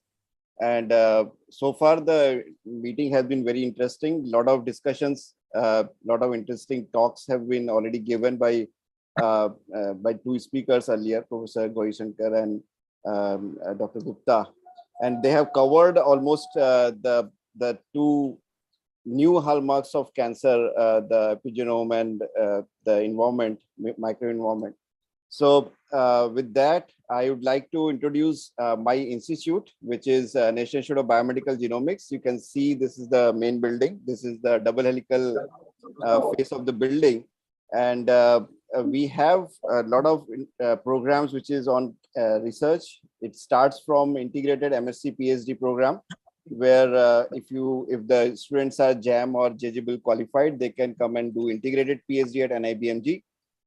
We have full PhD program with the focus on biomedical genomics in human diseases, and we have short-term training program for all those students who are in their second year of MSc or last year of MTech. So I invite all of you to come to Kolkata, come to Kalyani, visit NIBMG, and we have a fantastic museum, which is a very interactive digital genome hall, where all aspects of genome biology has been displayed by National Museum, the Center for Museum and Public Awareness. So they basically have developed this this hall for all of us to come and get educated. So today I am going to talk about the non-genetic heterogeneity, and I'm going to focus my talk on oral cancer, where basically I have initiated my work after joining NIBMG. So coming to cancer heterogeneity, this is basically we all know this is not new. This has been talked for in depth by a lot of researchers. So just to introduce, when we see patients in suffering from similar cancer, there is huge variation between patient to patient. So they are basically called inter-patient variations or inter-tumoral heterogeneity. We have started to look these cancers very closely by doing in-depth sequencing of these patients for their genomic changes. And we have understood that the tumor itself is individual tumor in individual patient itself has multiple clones, which are basically genetically very different from each other. And therefore it is causing intratumoral variations or intratumoral heterogeneity among the patients. So with the advancement in the technology, now we have seen that it is not only the patients who are different from each other, or not even the tumor is very different from each other within their various different clones, but individual clones which are genetically very similar, they show heterogeneity at their epigenome or transcriptome or metabolome level. So the individual cells, even though they share all the all similar genomic changes, they have heterogeneity. And this is what basically discussed between Dr. Gupta and Dr. Gauri Shankar, that how these changes are basically driven based on the tumor microenvironment, cellular immunity, tumor immunity, or the epigenomic changes. So the basic focus of my research is to understand what is the consequences or what is the role of these non-genomic heterogeneity which we observe within the patients. So to understand this, we need to adopt some model. I have adopted the model of cancer stemness. So why cancer stemness? Because by this model, we will be able to understand if there is a specific cell which is differentiating itself and generating multiple different kinds of cells, which is the basic property of the stem cells. And because of their differentiation, they are generating genetically similar, but epigenetically different or transcriptionally different populations, which is causing this non-genetic heterogeneity. So like we have studied in our textbook, our normal tissues, they require a pool of stem cell in our normal tissue, developed tissue, for their regular homeostasis. If there is any damage, they will proliferate themselves, differentiate into different cell types, and generate different cell types of the tissue to basically heal the tissue or rejuvenate the tissue. If there is any mutation in this progenitor or cancer in the stem cell pool of the normal tissue, they become cancerous, means they will acquire mutations, or they can acquire mutation because of the exposure of the carcinogen. And because of this mutation, when they divide and they try to repair the tissue, they will generate only mutated cells. And this is what is basically developing into a cancer. So since these are the stem cells, they have the property of stem cells of self-renewal and differentiation, and basically they are mutated. So we call, for our ease of understanding, we call them as stem-like cancer cells, and they are differentiating into all bulk population of cancer cells. So with the research done in the cancer stem cell field, now we have understood that cancer stem cells, because they have long-term regeneration and differentiation ability, they are the cells responsible for tumor initiation, cancer progression, response to therapy, resistance to therapy, metastasis, regression, or relapse. So all these aggressive property of the cancer can be given, or can be basically driven by cancer stem cell property of stem-like cancer cells. To make you understand in a more easier manner, I have shown here a picture of a ecosystem where there is a linear relationship between a predator and the prey.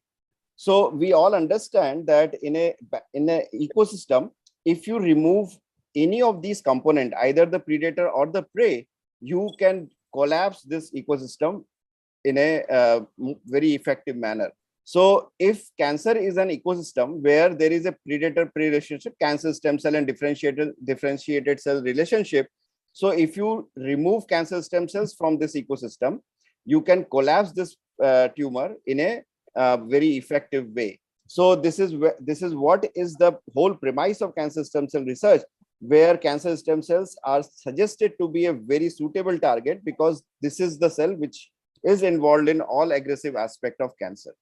So with this, I would like to also, because this is a Cancer Research Day and we are progressing with the research to treat cancer, I would just like to highlight that where India stands. This is slightly old data. But what we are seeing here is that most of the cancer which we see is very prevalent. We are not improving the rate of cancer-related death. So basically, it is not going down; it is rather increasing. So there is huge demand of cancer research to be done in the space of basic research, in place of clinical implementation, clinical translation of the basic research, diagnosis, and all those things. With that premise, I am focused on oral cancer. We all know that how devastating the disease is, this oral cancer disease is, and how much public health burden it imposed to the Indian people and the government of India. So even when we go to watch movie, we see patients suffering from cancer. Patients are suffering, and they are basically taking the example of oral cancer. They are giving the example of Tata Memorial Hospital and so on. So I don't need to introduce how devastating the oral cancer is. I am focused on a specific type of a specific site where the oral cancer is originating. This is basically very prevalent in South Asian countries because of the people having the habit of tobacco chewing. So they keep the tobacco in between the lip and the gum, and this is basically developing cancer in this region, which we call gingivobuccal oral cancer.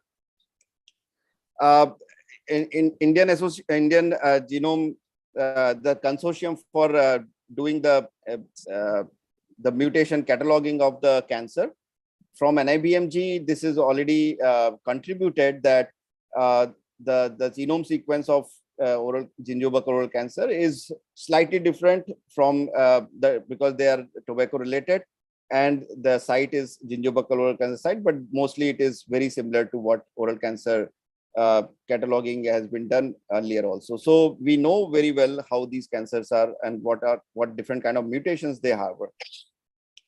With this background, I approached our neighbor Tata Medical Center, which is the sister institute of Tata Memorial Hospital, and basically they the senior oncologist Dr. Arun, Dr. Rajiv sir, and they got excited to join hands to understand the stem cell biology of oral cancer.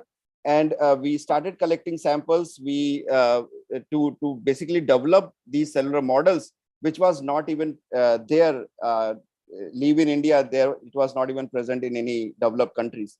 So we had our channels to establish these lines. We took this challenge. We established 2 lines, and they are recently published in Oral Oncology, where we are showing the characteristics, the genomic nature, and all those behavior of cancer the cancer cells. These 2 cell lines which we have developed, and I'm very happy because this is the Cancer Research Day, and the ethos of Cancer Research Day is to basically data sharing and material sharing. So I'm happy to share this, that we are going to deposit soon these 2 cell lines in our national repository, which is NCCS. And any of our cancer researchers who are interested in understanding oral cancer biology can take these 2 cell lines from there, and they can contribute to their research. So with these 2 cell lines, the idea was to understand what is the stem cell behavior and whether we can target these cancer stem cells in oral cancer. We adapted these 3 markers, ALDH1, CD44, CD24. And this is based on the previous literature suggesting that the CD44 positive, CD24 negative, ALDH high is basically the cell type which can actually be can be taken as the cancer stem cell for oral cancer. So this is not only specific to oral cancer. There are several example of solid tumor where these three markers are used in combination or separately to understand the stem cell biology of that cancer. So CD24 and 44, the cell surface marker, we can have antibody to understand their expression by flow cytometry. The ALDH is the aldehyde dehydrogenase, which is an enzyme, and for that we need to do an enzymatic activity. This is the proprietary of stem cell technologies, where they have basically they sell this kit, which is basically to quantify the cells which has high aldehyde dehydrogenase activity. So it comes with a inhibitor which is called DEAB. The full form is here, diethyl aminobenzaldehyde. So this inhibitor inhibits this aldehyde dehydrogenase activity. So by this inhibitor, you can prepare a gate where if the cells are not coming in this gate, it means they are not expressing the high levels of ALDH. But if they are coming in this gate, if in absence of the inhibitor, then you can say that these population is cancer stem cell or the cells which has high aldehyde dehydrogenase activity. So with this, we have started our work using these cell culture models. What we first observed that CD44 expression is uniquely expressed, means all the cell lines are very high for CD44. However, they showed two populations with respect to CD24, the CD24 low and CD24 high. So these two population, both these population has their own LDH positive cells. So this was across different cell line, whether it is Caucasian origin or the cell line which we have developed from the Indian origin. We have these from the oral cancer. So we see that this heterogeneity is observed. It is not only observed with the cell line, it is also observed with the patient samples which we have collected from Tata Medical Center. And we see that 24 positive ALDH high population is also prevalent in gingival oral cancer. So with this observation that ALDH high cells are not only expressed by CD24 negative cells, but also CD24 positive cells, Kavya, which was the PhD student, now she is doing postdoc in Cleveland Clinic, USA. She took this project and she tried to understand what is the relationship of ALDH high cells in all these populations and whether they have the stem cell activity. So the stem cell activity is self-renewal and differentiation. So we started separating these population from each cell line. So you can see that pure populations are separated. They are all more than 95% pure, and they are allowed to repopulate in our spontaneous repopulation without any induction, just in presence of regular cell culture. And what she has understood that these populations are basically regenerating itself, and the other population in a very different manner. So to do these assays, what she has done is these sorted populations were allowed to form these 3D colonies. These are single cell derived colonies. You can pick these colonies and you can allow them to differentiate with serum. And then each colony will generate different lines. And you can take these lines, you can do rephenotyping. And what we see is very amazing, that if you take CD24 negative cells, the LDH high, which is denoted as red color, you see that all four colors are coming here, which are these four colors, which are these four phenotypes.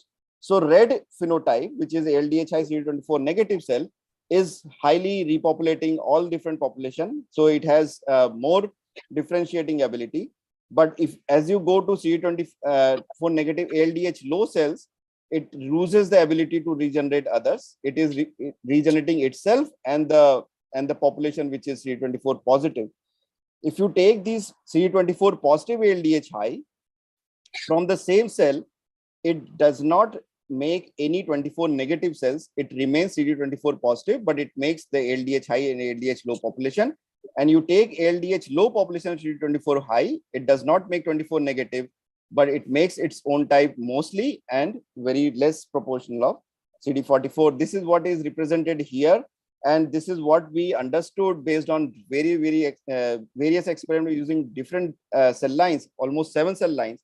We could make these transition paths that if you take this red population, which is 24 low LDH high, you can put them in the hierarchy at the top because it is able to generate all different 4 population, but the hierarchy comes down to the green, which is the ALDH high 24 positive population. It is making itself, and it has high possibility to make only 24 positive population. We took help of mathematical modeling using the expertise of Dr. Mohit Joli from IISc Bangalore. So he could generate a transition matrix based on the probability of these transitions, and he could show by the mathematical model also that if the population starts from red, ultimate in the steady state is the mixed population, and the transition probability will be like this. The red, orange, green, and blue. You can see that the red, orange is having the possibility to bring back the steady state, which is the mixed population. If you take the green population, which is ALDH high 24 positive, although it has ALDH high, it is not showing the property of generating the red, and the orange population is also minimum. So with this, based on his expertise, he could actually randomize these transition probability, and he could show that this steady state, which we see in our developed culture, we passage every day, we are culturing these lines in the lab for years, but these steady states are not changing because these transition rates are very fixed. And if you randomize these transition rate, then you will not be able to get these steady state. So based on the mathematical model, we could actually generate the total hierarchy of these population, which we regularly grow in the cultures, but the cultures are always maintained at very high heterogeneity at the phenotypic. So we could see the phenotypic relationship between these population. Next question was, what is the molecular relationship between these population? Can we trace this development at the molecular level? For this, there were heterogeneous population. I've already shown in the culture. We can separate this by sorting. And what we did is we did phenotype specific RNA sequencing. This is the data of phenotype specific RNA sequencing. And this is the list. Sorry for this small font.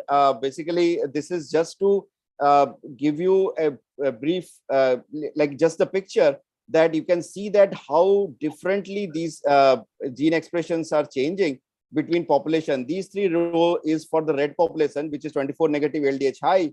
This is 24 negative ALDH low. This is 24 positive ALDH high, 24 positive ALDH low is the blue, the last 3 lanes. And you can see that certain genes, which I have basically boxed here, they are specifically getting expressed by the red population. And if you come down to the yellow box, this is basically expressed by both red and the green, the orange population, the 24 negative population. Then this particular box, which is here, this is basically random, which is being expressed by all 4 population. And these 3, this is the lower part, which is basically expressed, not expressed by the red population, but it is expressed by the other 3 populations. So this is very specific gene expression patterns which we are getting.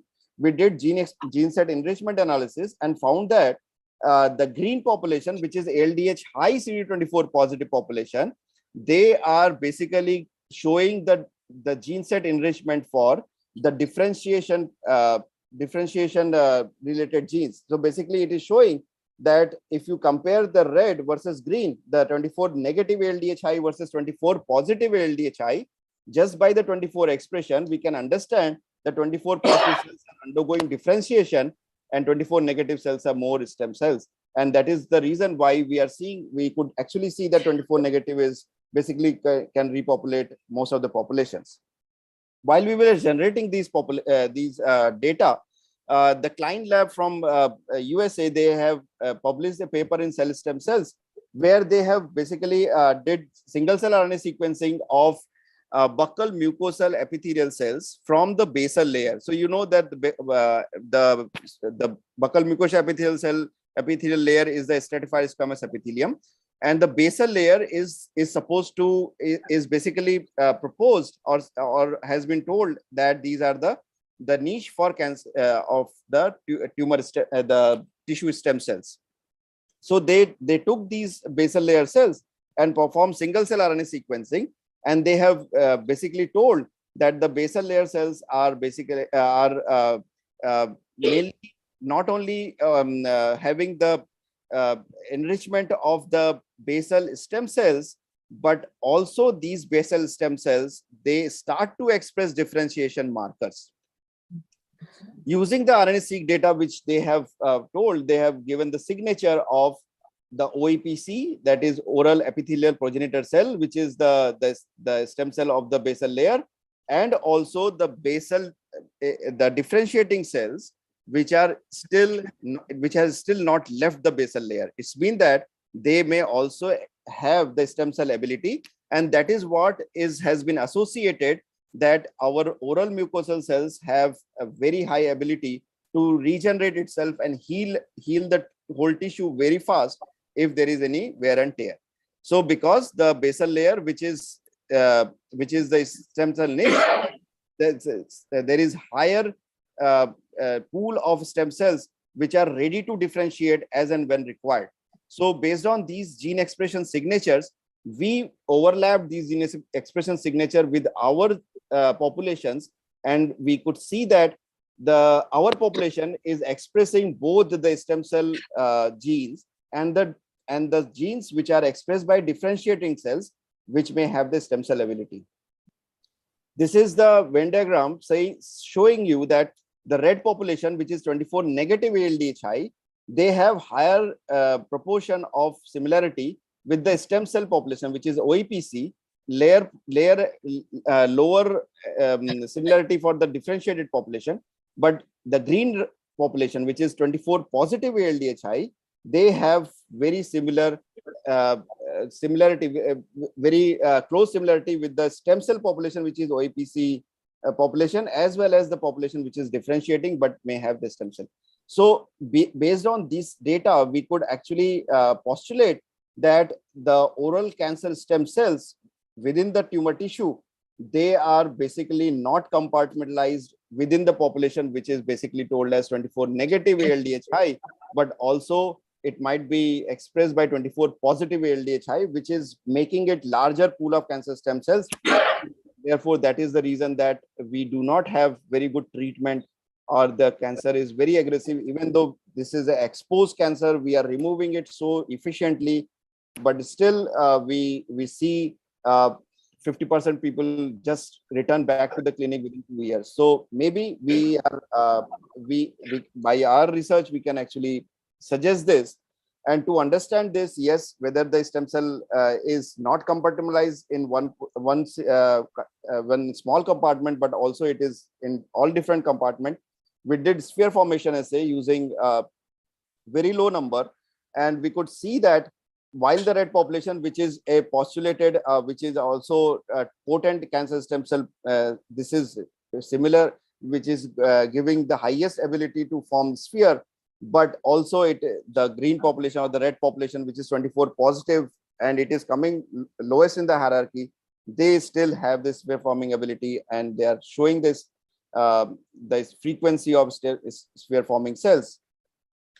We did from the RNA-seq data, we could actually generate this information that these populations express those genes which can be related with the embryonic stem cell transcription factors, and even the differentiated cells, which is green, they have very high similarity with the embryonic stem cell transcription factors, which are expressed in these green cells. By RT-PCR, we could show that this all can be put together, that the red population, which is the potent the reported cancer stem cells, which is 24 negative ALDH high population, they have higher expression of SOX2. But when the cells differentiate and becomes orange, green, or blue with higher expression of 24 positive expression, they start to lose SOX2, but they gain SOX9 expression. So because of these change in these expression patterns, we can the stemness is still maybe maintained there, and while they are still like the basal layer of squamous epithelium, they are expressing CK5, CK14 expression. They start to express those cytokeratin marks, which is basically related to suprabasal layer. So that is clearly telling that just like the normal tissue, our tumor tissue also has hijacked this property of the normal tissue, where the stem cells are maintained by CK514 positive cells, but the stemness can be still maintained in the differentiated cells which are CK1 and 10 positive. So you can see that the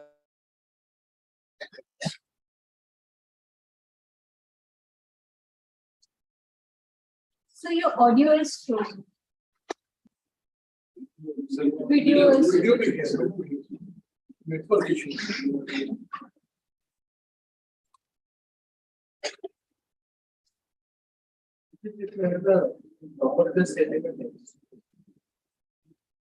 Chat.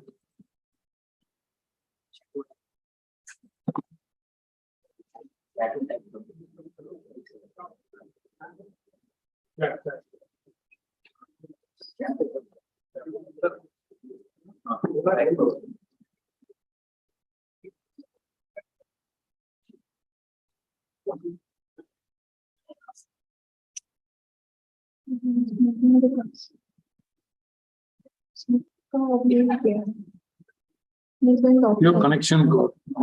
His connection got. लिख दो ना.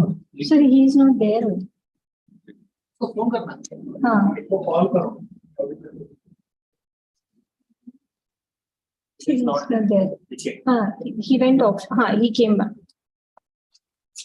Now it's. I think there is some network issue. Yes. I don't know.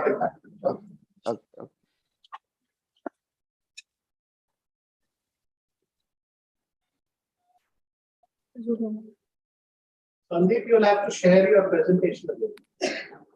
Is it visible now? Yeah. Okay.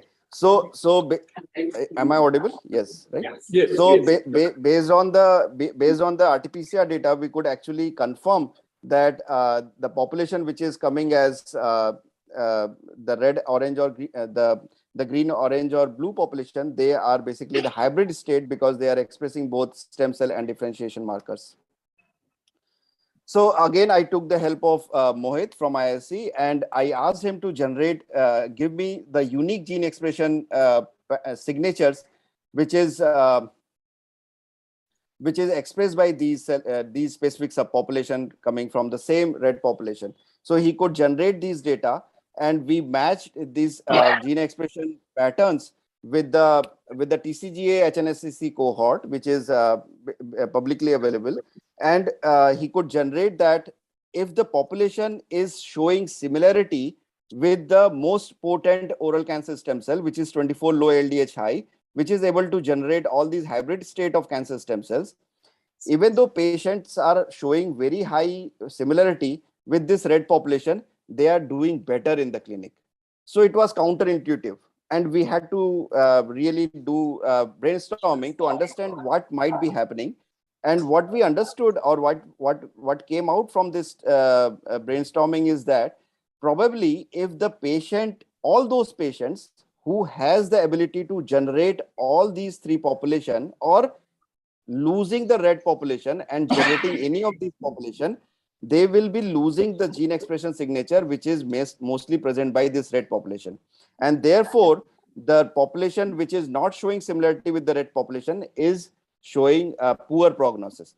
So what it comes out that the non-genetic heterogeneity which exists in the tumor originated from the potent stem cell, giving rise to these hybrid stem cells, will have poorer prognosis. So this is what we have recently established and reported in the iScience paper. All interested people can actually go and read this paper. I just gave you the snapshot. A lot of data analysis has been shown there.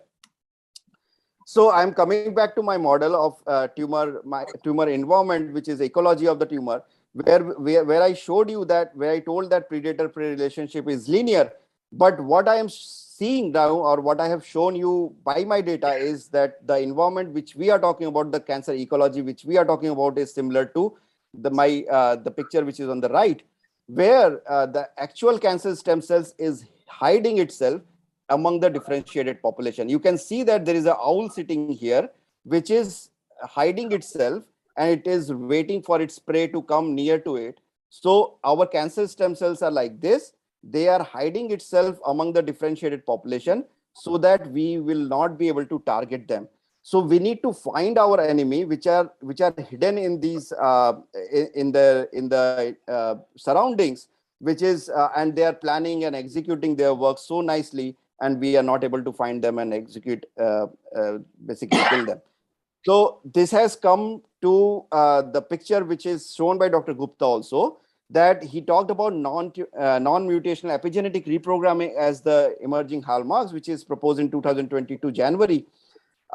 In addition to this, they have proposed this unlocking phenotypic plasticity, which I just showed you the example, that how differentiated cells, the cells are undergoing differentiation, but they have the ability to unlock its self-renewal ability, and they can actually behave like stem cells. And this is what also has been added as one of the hallmarks in emerging hallmarks in the cancer. Can we target it? The observation, we asked this question, can we target the non-genetic plasticity? The answer started to come out from the simple observation which Subhashish Ghosh made in as a PhD student in the lab. He just noticed that whenever we grow spheres, we always, the spheres are always heterogeneous. Some spheres are very big in size, some spheres are very small in size. What is the difference between them? He actually separated these spheres just by simple filters. So the less than 70 micron and more than 100 micron spheres, and we could see that these spheres are showing very distinct pattern of gene expression.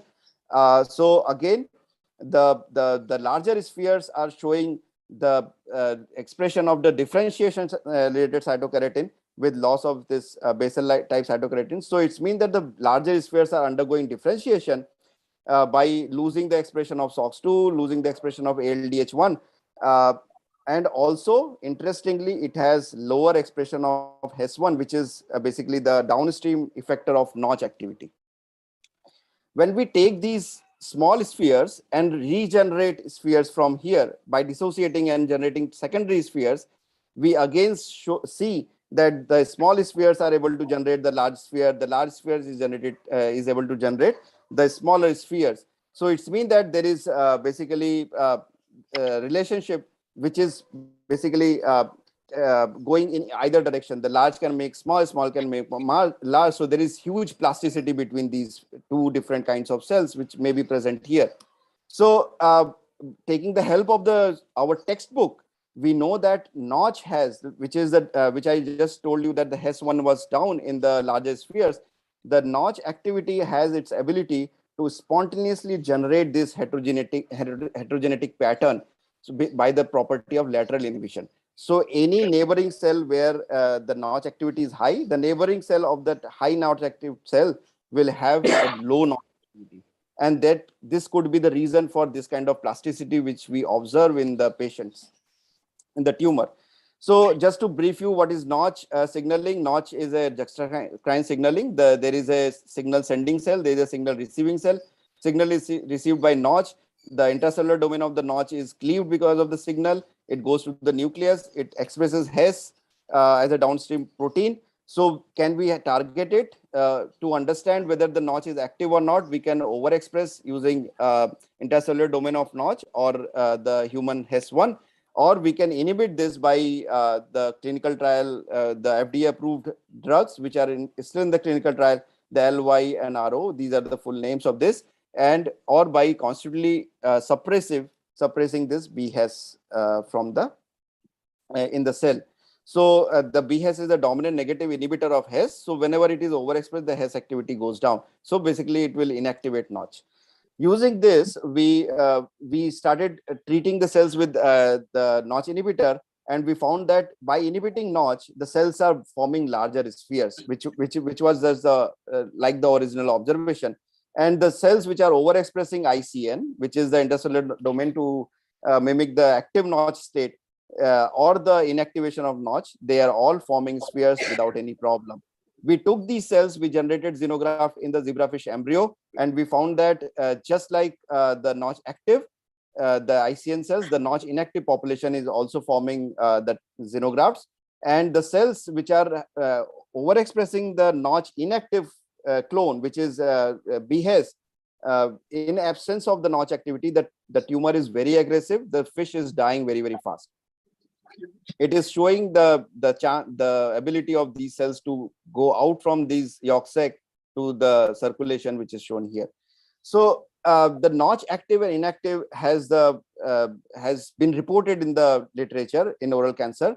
The notch is also basically suggested as a driver gene. The type of mutation which is occurring in the notch gene in the gingivobuccal oral cancer patient is very different from what is reported for breast cancer or leukemia, where notch is mutated in this domain, which is the inhibitory domain of notch. However, in oral cancer, notch is mutated in the ligand binding domain, which is making this the notch basically inactive because it cannot bind to the ligand.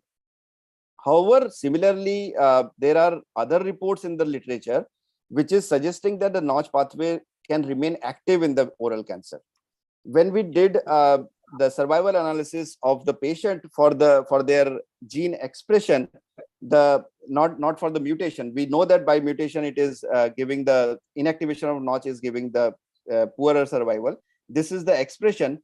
The patient which is having higher expression of notch in the tumor, they are doing better. They are better in survival ability than the patient which does not have the notch high expression.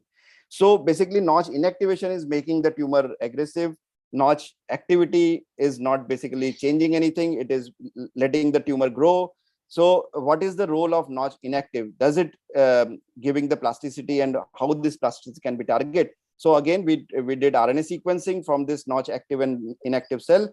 By doing this, we found that the notch inactive cells, which is by the dominant negative inhibition of HES, we saw that the inflammatory gene response is basically going up, and the pathway which is basically related with inflammation, JAK-STAT pathway, is enriched.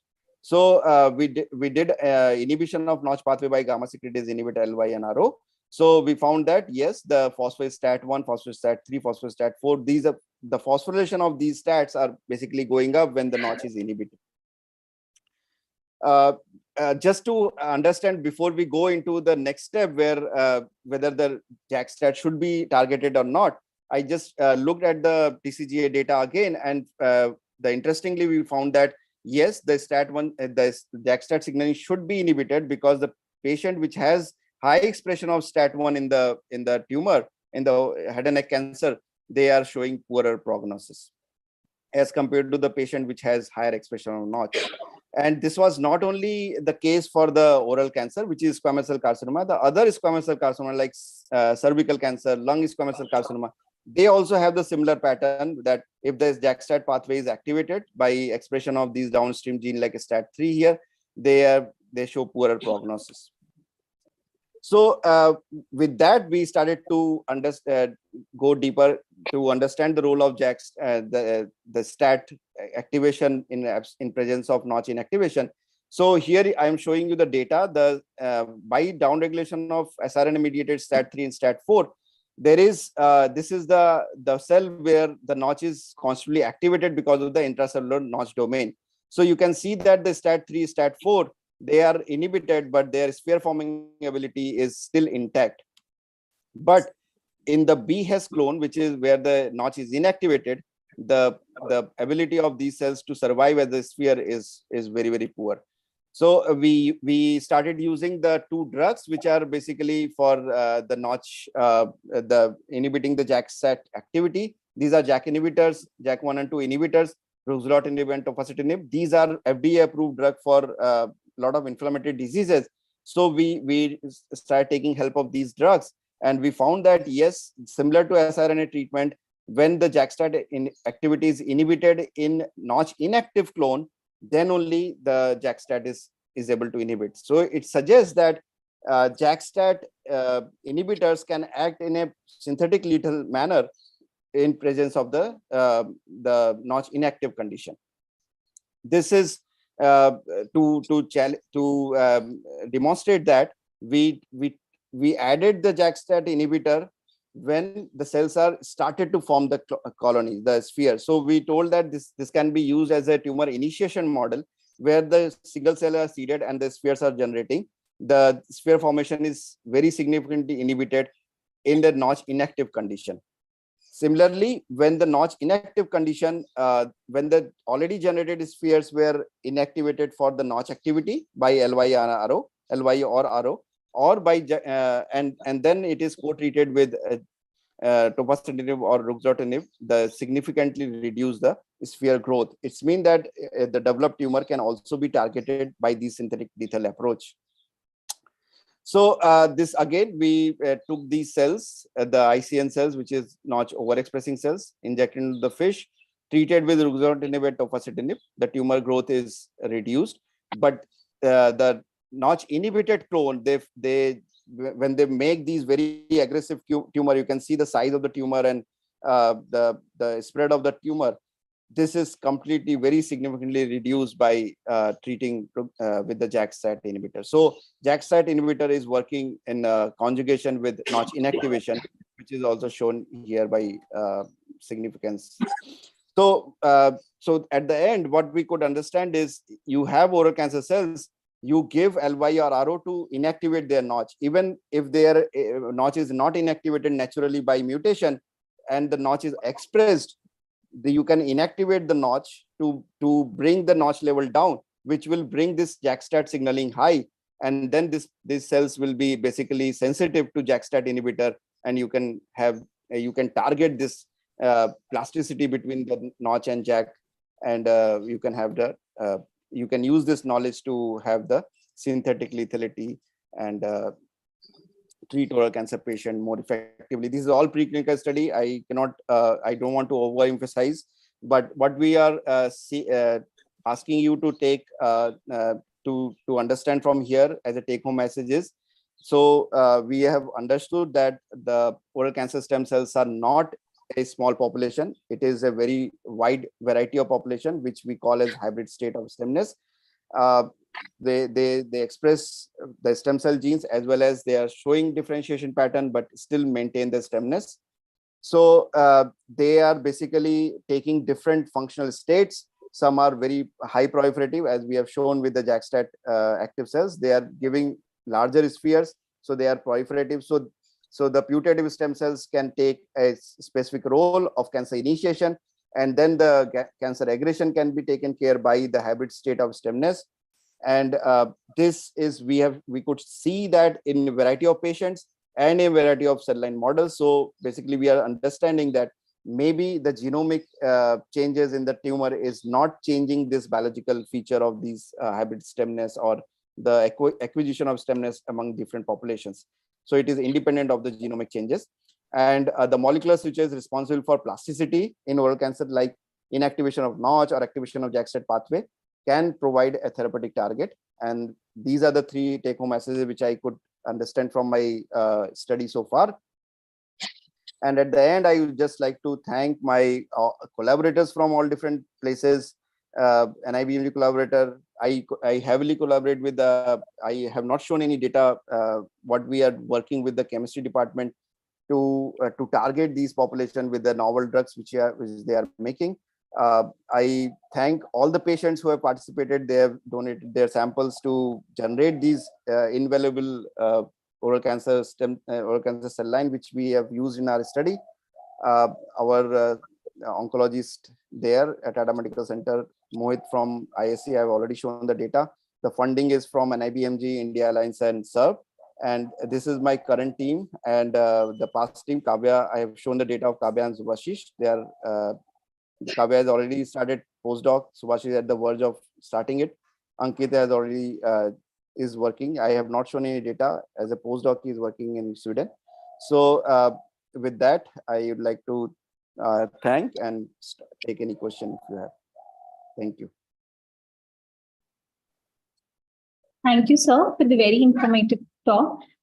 Due to time crunch, we will be able to take only 2 questions.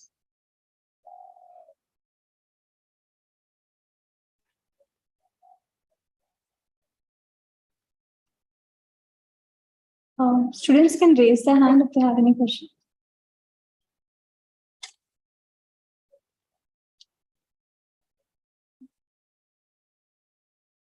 Good afternoon,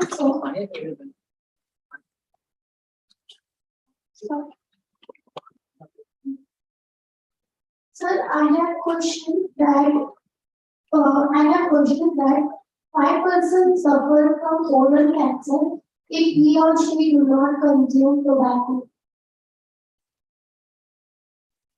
Sorry, I could not hear the question. Can somebody please repeat in the mic? Why a person suffer from oral cancer if he or she do not consume tobacco? So the question is, why does a person suffer from oral cancer if he or she doesn't consume tobacco or is addicted to it? Right. So in the first two talks, we have already seen that how the environment is very important, either the metabolic environment or the immune environment. So inflammation leading to cancer, the metabolic changes which may have changes, which may bring changes in the epithelial stem cell, the oral stem cells. If these kind of changes are occurring in a very regular manner, so say somebody is not chewing tobacco, but somebody is having oral injuries or inflammation in mouth, ulcer. So these kind of changes can change the environment near the stem cells of the oral tissue, and that can lead to overproliferation of stem cells. The proliferation, this is all speculation, right? These are not published, or it is not basically known. It can be speculated, and somebody has to test that the inflammation can lead to proliferation of oral tumor tissue stem cell, the tissue stem cells, the normal stem cells, and because of the overproliferation, there is a error by DNA polymerase, which is made regularly. We all know that DNA polymerase makes error. So there is higher chance of these errors, that mutations to get accumulated in these tissue stem cells, which can lead to the cancer kind of property. So basically, the epigenetic changes done in oral stem cells can make these cells to acquire more and more mutation to become cancer stem cells. So that may be the origin of the cancer to be originated in non-smoker. So the two cell lines which I just showed, they both these patients have never taken any tobacco, and both these patients had very aggressive disease, and they succumbed to disease very, very soon.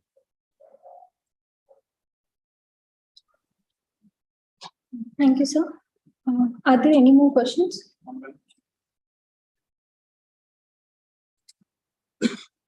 No, sir.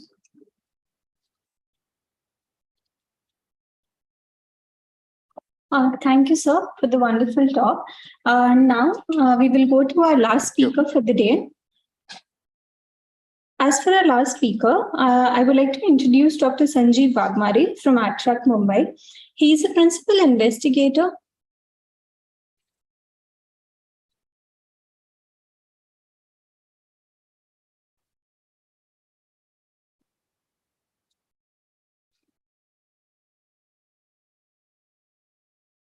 Sir is a principal investigator at Attract, and his area of research includes stem cell and cancer stem cell research and their cell signaling. He was awarded the Young Scientist Award by FEMS in 1999, and he is recognized for his pioneering work in prevention of hyperacute rejection for organ transplantation in human clinical trial, which was conducted in 2010 by using a transgenic pig model. He is also the executive committee member for ICR Mumbai West Zone, and he is also an active member of the International Society for Stem Cell Research. Please, sir, welcome on the dais.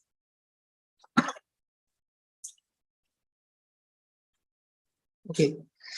Good afternoon, everyone. Thank you, Shiva. So at the outset, I would like to thank the organizing committee for inviting me to give a talk on this occasion. And it's very exciting to have all these young minds in Attract here today. They all, I saw in the morning, they all came sharply at 9 o'clock in the morning. So I'll try my level best to keep you all awake during my talk. So to begin with, so what I'm going to do today is I'm going to talk on mainly on the cancer stem cells and what are their promises and what are the challenges. So before that, I will be also talking a little bit about the normal stem cells, their importance. Then I'll move on to cancer stem cells. And then I will also touch upon, or rather, I will give you a kind of an overview of what we are doing in the lab over here in ACTREC. So the first slide, which is very important, is what are stem cells? So it maintains, can you hear? It maintains tissue homeostasis throughout the life of an animal. And it has a self-renewal property, which is it gives rise to two daughter cells when they divide.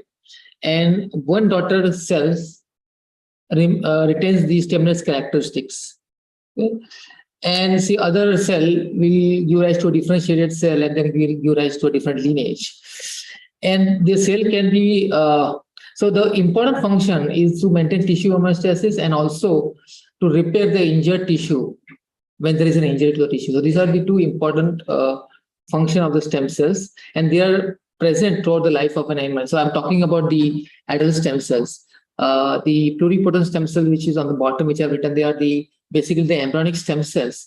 So they are only at the very early blastocyst stage where you can isolate these cells. And these cells are pluripotent and they can give rise to all the lineages of the body.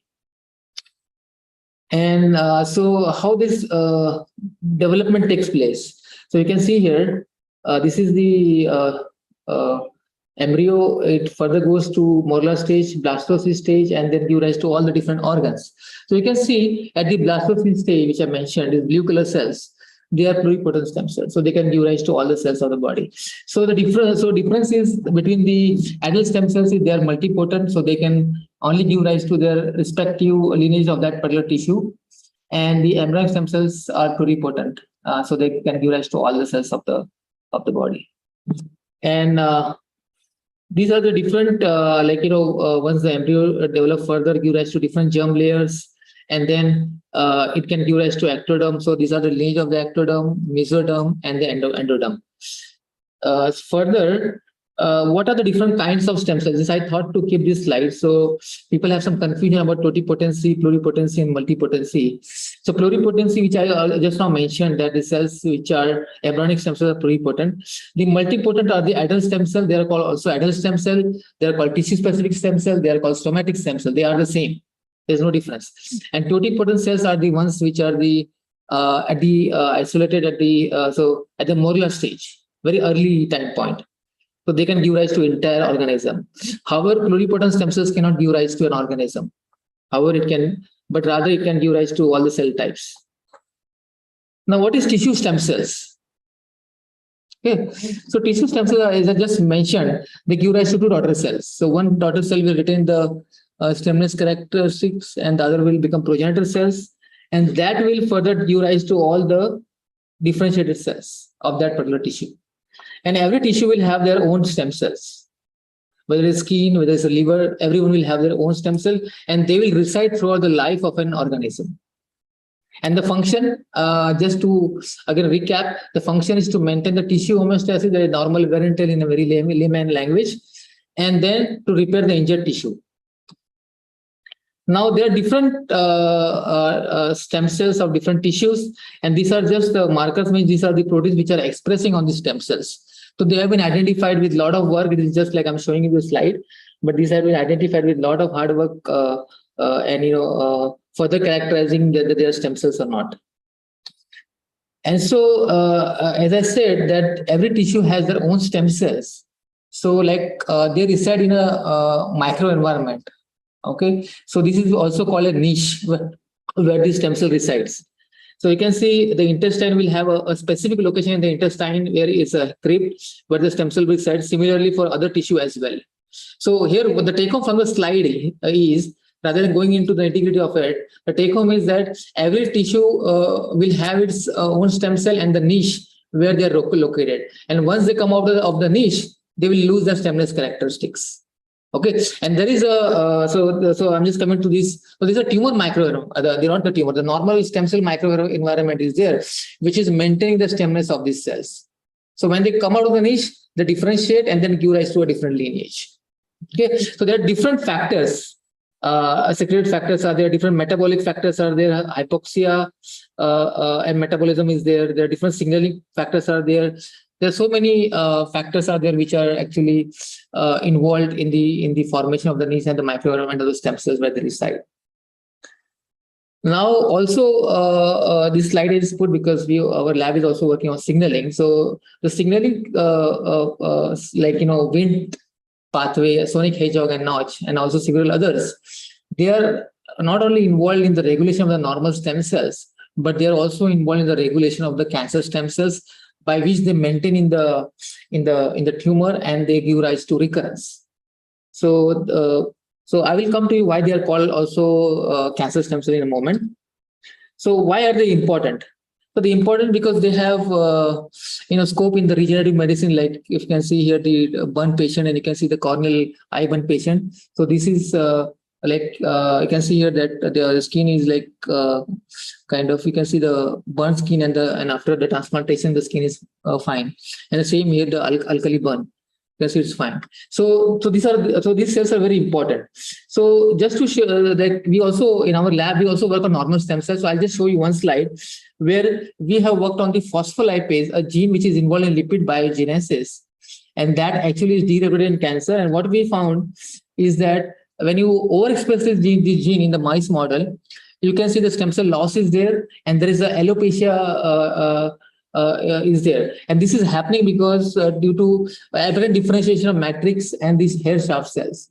So this was the work done by Gopal, who is not now doing a postdoc, and this actually was cited in the Outlook magazine, where we tried to understand the mechanism of this hair loss in the mice model. Okay, now I'll switch my gears from the normal stem cell. I'll come to the cancer stem cell. So then the question is, what are cancer stem cells? So normal stem cells are called normal stem cell, and these are called cancer stem cells. So what is the basic difference between these cells? So you can see in the top panel, you have this normal stem cell with a niche. Okay, so this is here, and then you have these stem cells divide, and there is a self-renewal. So self-renewal property is very important, by which one cell, daughter cell, retains the stemness characteristics, and there is a regular proliferation. However, in the cancer stem cell, if you see in the bottom slide, in the tumor, there's uncontrolled proliferation. So although it's a slow cycling cells, but there is uncontrolled proliferation. So they are dividing for the betterment of the tissue. Here they are kind of trying to invade the tissue. So either extreme. So then what is the difference between these cells? So all of them have self-renewal property, which is here, and all of them have the multipotency. And the important thing which is different is the uncontrolled proliferation. And that's how there is a recurrence you see in the cancer. So they actually escape chemoradiotherapy, and that's how they are there in the tumor. And what are the factors? Like I mentioned about the normal stem cell, there are also a niche. Similarly, for the cancer stem cell, also it's a very complex slide, but there are different factors, like signaling factors are there which are involved. ECM remodeling is there. Then there are a lot of immune factors are involved. Then there is an EFT, which also appreciates the major thermal transitions. Those are all different things are involved, which maintains these cancer stem cells within the tumor. Now, what is the thing which is causing the therapy resistance of the cancer stem cells? So there are different aspects like signaling, metabolism, epithelial, like just how I mentioned previously. So these are the different factors which can give rise to therapy resistance. Okay. And there are also several inhibitors are in clinical trial for these different signaling pathway like Wind, sonic hedgehog, and notch. So people are trying to target this cancer stem cells specifically. Now, what was actually been talked about cancer stem cells? So initially people were saying that stochastic model, well, all the cells have the potency to become cancer stem cells initially. So it's called stochastic model. But now people have come up with a solid evidence that you can, there are few cells within the tumor that can actually give rise to the tumor. Okay.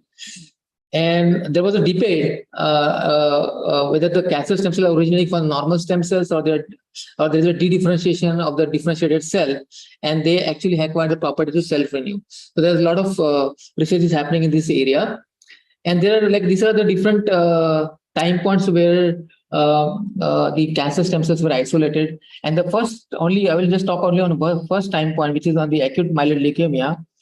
That was isolated in the year 1997 by Bonnet and Dick.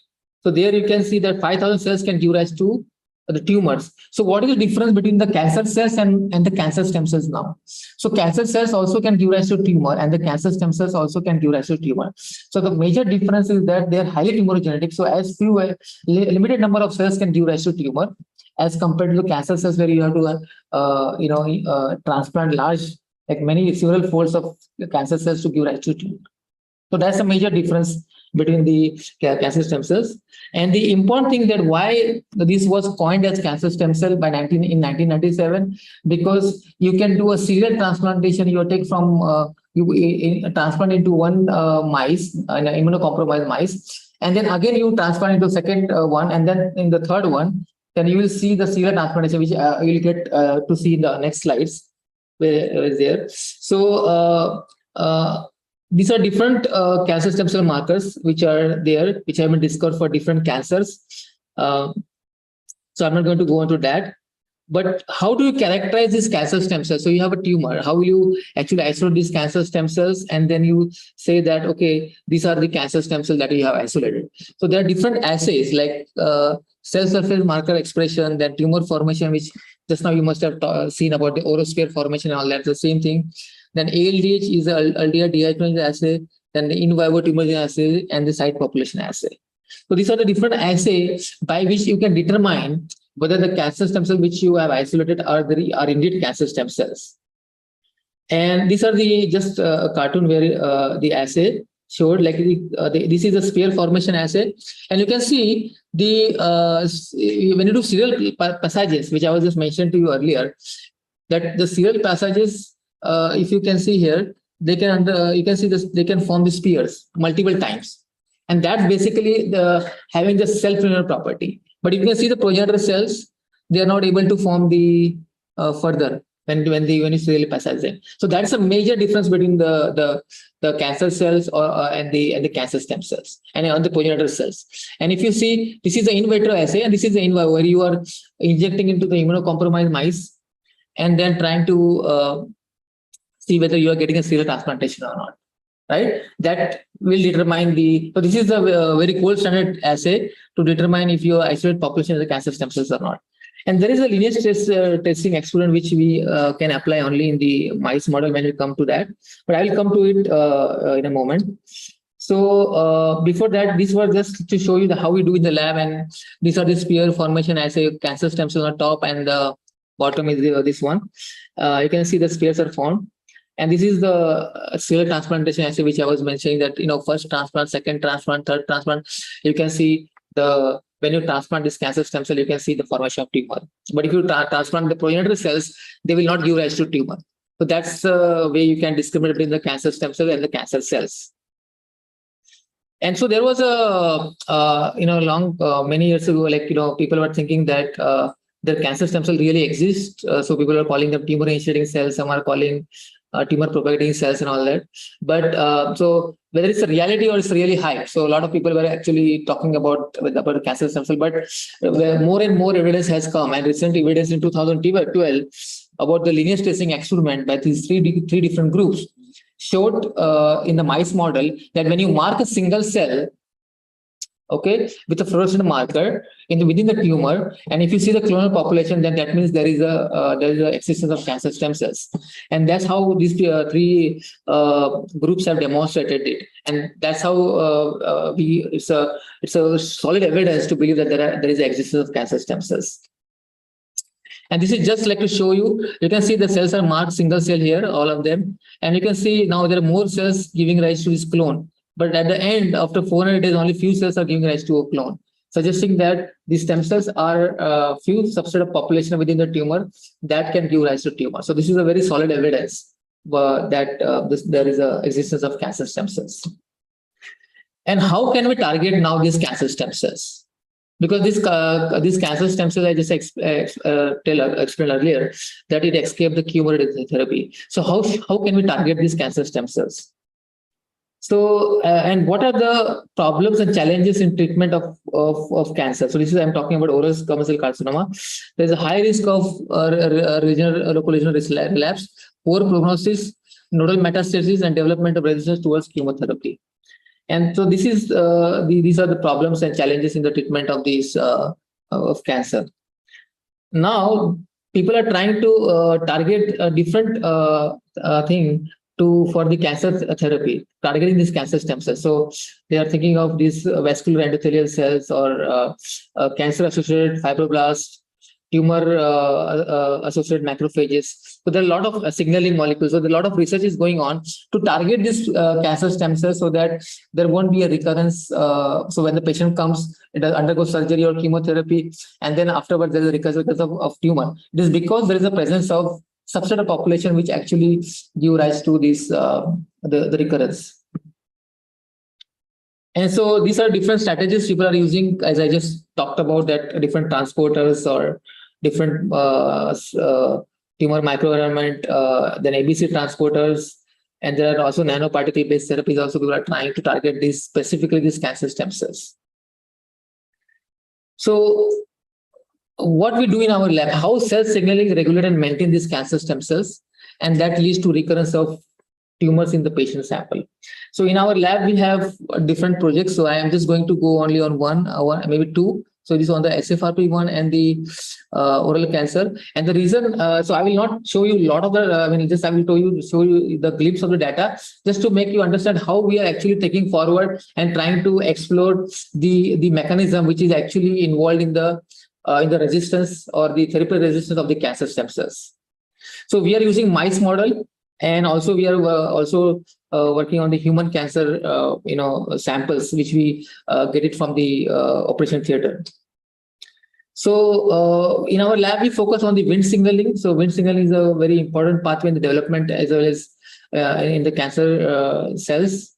So we are focusing on one of the molecule here, which is a Wnt inhibitor, which you can see here. This is basically a natural inhibitor of the Wnt pathway. And why we are working on this? Because this has been shown that is involved in normal stem cell regulation, and also it has been shown to be downregulated in the cancer. But what is the mechanism behind it? No one knew about it. So that's what we actually try to understand the mechanism. And this is just a slide to show you that what is the, so you don't have to go into it, just taken from the slide is that the SFRP1 is involved in normal stem cell and also downregulated in various cancers. You can see on the bottom here. So is one of my student Darshan, and I think Raghav has worked on this. So we wanted to understand the role of SFRP in the tumor initiation and cancer stem cells. And so this is just like to show you the mice model. How we derived is the kind of it will take a long time to tell, but just to tell you that this you need on the mouse skin, we give the DMBA, which is a carcinogen, and try to induce tumor in the mice skin, and then you try to see what happens when the mice is a wild type, and what happens when the SFRP1 gene, which is downregulated in the cancer, if it is knocked out in these mice, what will happen? So we found that the tumors are coming very fast, tumor initiation is increased, and so we wanted to understand what is happening to the cancer stem cells.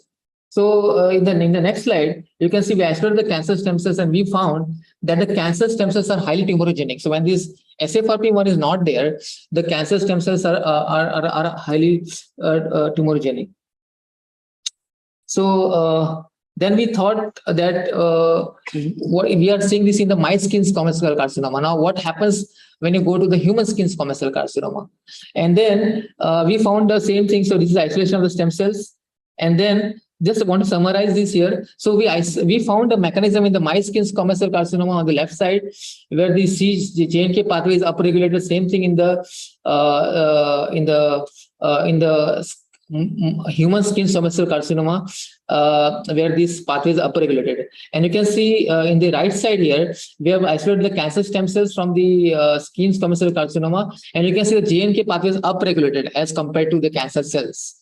So this is kind of very good because the pathway what we discovered in the mice model is also showing the similar trend when you go to the human squamous cell carcinoma. So this again kind of lays a foundation where the research on mice is also very equally important because you're doing in the in vivo scenario. And this just we wanted to show that we saw the upregulation of the JNK pathway. So we knocked down this JNK1, and you can see the cancer stem cell reduction also is there, and the tumor regression also is there. So it's a very good good data. So we are kind of going further. So so the proposed model is that when the SFRP1, which is a part of the canonical Wnt pathway, that the beta catenin actually which is downregulated here, and it is following the non-canonical pathway, and you can see the activation of the c-junk, which is actually increasing the tumorigenicity. Now, when you talk about skin, now what is the similarity between the skin and the oral? So you can see this is skin epidermis and this is the oral. On the right hand side, this is the buccal mucosa because we also focus on the oral cancer. So you can see in the top this stratum corneum is not there. And so we always wanted to understand like what is the similar correlation does it exist in the human cancer? And so we found that the similar trend like the SFRP1, which I showed you in the mice model, was downregulated. When you do a knockout of SFRP1, you see a tumor formation here. And you can see in the tumor also, there is a downregulation of the SFRP1, and the vimentin is the mesenchymal marker is upregulated. And the SOX2 also is upregulated. So that also is kind of matching. And also the same thing we did in the human, did the expression profile in the human oral squamous cell carcinoma, the same trend that there is a inverse correlation when there is a SFRP1 is downregulated, the SOX2, which is stem cell marker is getting upregulated. And the same thing we also have shown in the breast cancer, the same trend is, there. So I'm not going to talk today on the breast cancer, but we are getting a similar trend as well. And so now so this was from mice case squamous cell carcinoma going into the, human skin squamous cell carcinoma and human squamous cell carcinoma. So all the three things are matching at the mechanism level. So we wanted to, so now that was from mice to human. Now here we wanted to understand that can we isolate the cancer stem cells from the patient sample directly from the tissue, rather than culturing them in isolating from the cell line. Because what will happen is that when you culture them, they will lose their property. And what we are actually working on would be having a kind of a mix or the population which has actually changed the phenotype. Okay, so I'm not going to go into detail, but this is just to show you about this oral cancer in India. We have it's the 6th most common cancer, and India is the 2nd most common cancer. And this is a risk factor with the tobacco, alcohol, alcohol, etc. And also there was one point was raised by a participant that the people who don't chew or tobacco also get cancer. So these are the current treatment regime. So first thing is when the patient comes. When the tumor is low, there's a surgical resection followed by chemotherapy. When the patient comes with the advanced stage, then we have to undergo chemotherapy, then decrease the tumor, then the surgery is done. So, and it's a 5-year survival is there. And this is the chemotherapy. Just don't get confused with too many things here. But this, I just put it because these are the doses and all these are given for the drugs for the chemotherapy. And so one of the project in our lab, which is been done by a new student, Sonal Legacy, is trying to work on the chemoresistance, which I don't have data right now for this, but we are working on that. And this is the project which is done by Sushant. So I just mentioned that we are collecting the patient sample directly from the operation theater and isolating the cancer stem cell based on the protein which are expressing on these cancer stem cells. And he has done the array, and we found some different subsets of genes which actually are important. Now we have to test them. Now the question comes is that we get all this information, but how to understand the molecular mechanism? So we have this all the information, but how to validate it?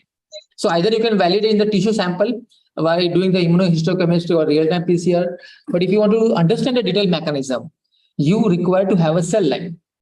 Okay, and that's the reason that we thought of establishing the cell line in our lab, because we do work on a cancer, and then we try to get a cell line which is available not in India but abroad, and try to correlate your questions, or what your question you're asking for. So we thought of developing our own cell line, and I will just come to in a minute, like what is the advantage of that. So before that, these are the different, just a representative figure where we have taken the cancer tissue, and we have stained with different protein marker like CD44, SOX2, and LDH. And you can see that we found a correlation when the SOX2 expression is high in the patient sample. You see that there is a poor survival, and this has been done and is statistically significant. So we get that. So now this is one thing which we already knew about in the tissue. But now if you want to understand the mechanism, we have to go further with the cell line. And so what is the importance of establishing the human cancer cell line model? These are the taking the biopsy, explant culture, and this is the cell line. Then these are the advantages of, you can make xenograph, you can make spheres, like the previous speaker talked about, spheres formation and then doing the analysis. And here you can do also the xenograph, so you can actually grow these cells into the immunocompromised mice to have a native endogenous environment as compared to growing in culture. And you can screen for drugs. So there are can understand genomic, proteomic, and transcriptome profile and all that. So we did the same thing in our lab, and Sushant and Nilesh were the one who actually made these 3 different cell lines. So whatever the information we are getting directly from the cancer patient, from the cancer patient, isolating the cancer stem cells, we have the genes which are differentially regulated. Those genes will do a knockdown or overexpress to understand its effect on the cancer stem cells. Okay, so these are the 3 cell lines which we have, keratinocytes, which are made in our lab, and this has been published. And recently, Priyanka, she has also isolated the cell lines from the tongue cancer patient samples. So we have now these cell lines, which is not published yet. We are going to publish. It's all characterization has been done. So to understand the cell lines is very important to understand the molecular mechanism, and then only one can go and look for the targets. Which target? So in our lab we are focusing on signaling. So we also started to work a little bit on metabolism. So all those targets which were there, that can be utilized eventually to test whether the cancer stem cells is getting reduced and there is a regression of tumor. Like I showed in my previous slides about the SFRP1, where we have showed that when you knock out SFRP1, okay, there is an increase in the tumor formation. There is the cancer stem cells become very aggressive. Okay, and we found that the mechanism is through the C-Jung JNK pathway. And when we knock out the JNK1 in the culture, and you take these cells and put into an immunocompromised mice, there is a reduction of the tumor. So similar thing we are trying to understand here. So we are using cell line as a tool to understand the molecular mechanism.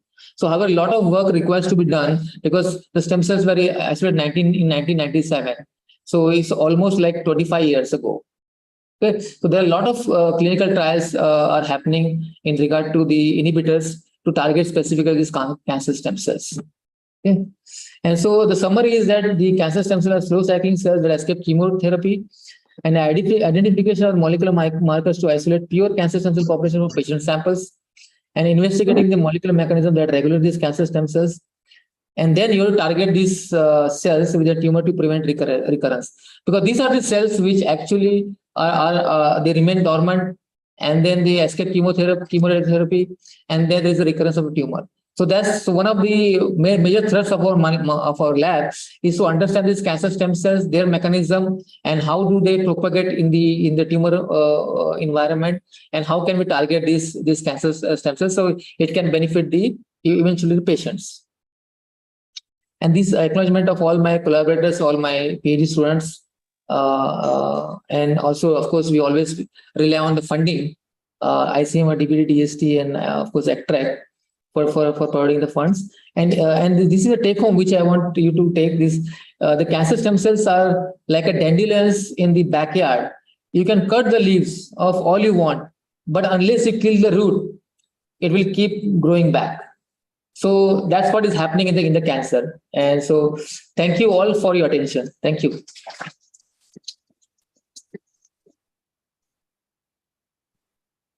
खत्म हो गया.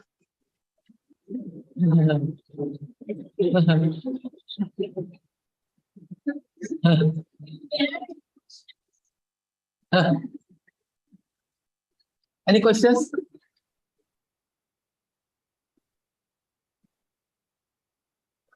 There are any questions? Yeah, any questions?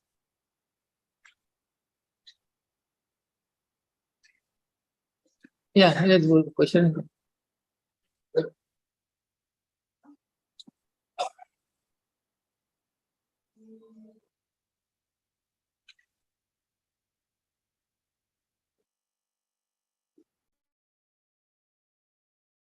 Anyone in the online? So what about HeLa cells? How would you categorize them? Whether they would be cancer cells or cancer stem cells? How will you characterize them? Now, categorize them. In like Like they have very high regenerative capacity. So why is that? HeLa cells have high regenerative capacity. They regenerate also very high rate. Yeah, it's a highly proliferative cells. So I have no idea about that, about the why they are highly proliferative, but I think maybe they're highly kind of tumorigenic.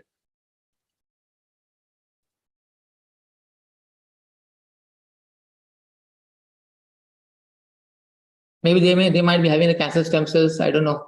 Maybe there could be like the cancer stem cell may be aggressive, and that's why they are growing. But I have no idea about the status of the cancer stem cell in HeLa cell line. Yeah, HeLa as such is a survival cancer cell. Yeah. So it is derived from a patient again. Just like the previous speaker and was sharing about human oral cancer cells established in the. So this was at some point of time it was developed survival cancer. And it is a very aggressive form. There's been problem. Yeah. Yeah. So We don't know about the status of the cancer stem cell status. Yeah. Yes. So you talked about the niche of cancer stem cells. Okay. So I wanted to ask if you said that if the cells they need take the property of neuroprotective. So I want to ask if there are way of removal of the differentiation of redifferentiation of one their niche getting back the property of. Yeah, so that's what is like, people are believing that the cells which are differentiated can de-differentiate and can gain the or attain the cancer stem cell like properties. And so depending upon the microenvironment, the cells can give rise to this. And also there are reports that normal stem cells also in the skin, the normal stem cell also can give rise to cancer stem cells. Yes, any other question? Yes.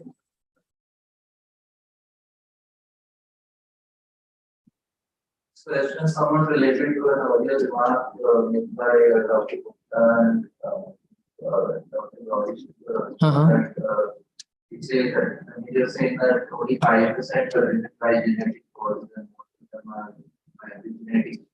Afterwards, stemness is decided by which particular genes are upregulated or down the expression profile. It's not something that's fundamental to the genome or genome. Yeah, I agree. So it is not only in regard to genome, but there are a lot of. That's what I was saying in one of my slide. that there are different factors which are actually regulating these cancer stem cells, metabolomics is there. I mean, metabolism is there. Then DNA repair is different. Signaling is different. So there are a lot many factors which actually only one epigenetic change or one genomic change will not give rise to this cancer stem cells.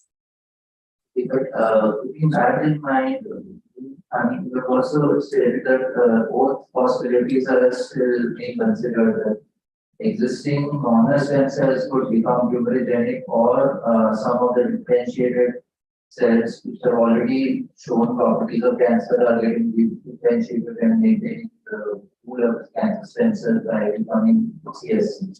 Yeah. So in both cases, would there be any necessity for there to be at least a few genetic changes like mutations? Yeah, mutation changes can occur, because see, when we did the proliferation status of a normal stem cells, we found they divide very slowly. So when the cells are dividing slowly, then chances of getting mutation also is rare. So there are like reports which talks about that mutations in the stem cells can give rise to the cancer stem cells. Okay, and also the de-differentiation also people have shown when the cells which de-differentiate, they can also give rise to they can attain the cancer stem cell like properties. Like if you know about the induced pluripotent stem cells, you can take a normal differentiated cell and you can reprogram to the iPSC cells. But in the case of CSC, there are a lot of mild numbers of changes happening. It's not like when you take a differentiated cell and you use 4 transcription factor and give rise to induced pluripotent stem cells. But here there are lot many complicated things things are happening. That the cancer stem cells are formed. And also people are trying to actually also do the genomic profiling. We are also trying to do the genomic profile of these cancer stem cells, what actually is happening within the cancer stem cells at the genome level, at the exome level. Okay. We have no conclusively whether there would be at least a few genetic level changes in all of these stem cells that are associated with population of cancer. Yeah, there are mutations in the so the Wnt pathway, the metabolic pathway, there are like differentially regulated. So there are mutations in those genes. That's why it is like for example Wnt pathway, like beta catenin is mutated. So people have shown that that actually is giving rise to this. For example, where the genome is unaffected and all the changes are solely epigenetic or transcription. No, that studies are still, I think, on the way. Probably, hopefully, will come soon. We can't say that. Yeah, we can't say this. Any other question?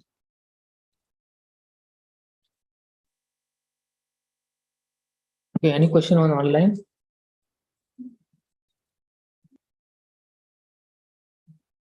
Okay. Yes, any question online? Okay. Okay, so thank you so much.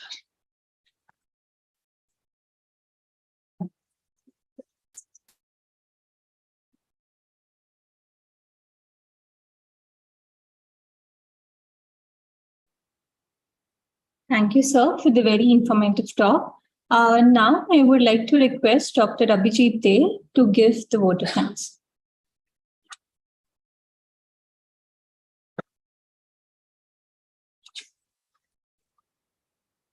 Okay, excellent start of the day, house full of audience, students, knowledge shared. So all good things was happening in the beginning. And I'm sure we will continue to uphold the spirit of knowledge share, and we'll have more programs.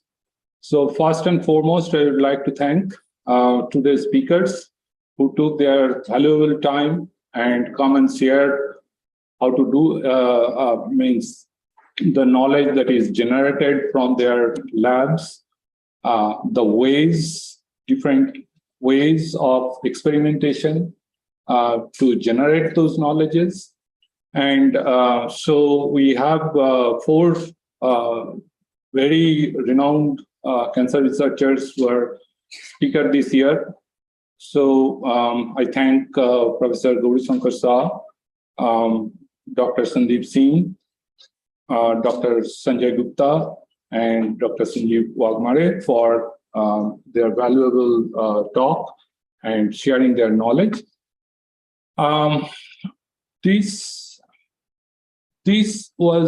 program was envisioned for the audience. So the first and foremost, both people who are here and who are online, who joined and make this program successful. So thank you for all of you. I know I have a list of 10 colleges from Mumbai, and many college students, they are guided by their teachers as well. So thank you all of you to take your time, bring your students, make them enthusiastic to listen, come, learn. So we have students from Mumbai University, students from Vivekananda Education Society, Chembur, CHN College, BK Birla College, MVLU College, Junjunwala College, GN Khalsa College, Ruia College, CKT College in Panvel, and Bandadkar College. So,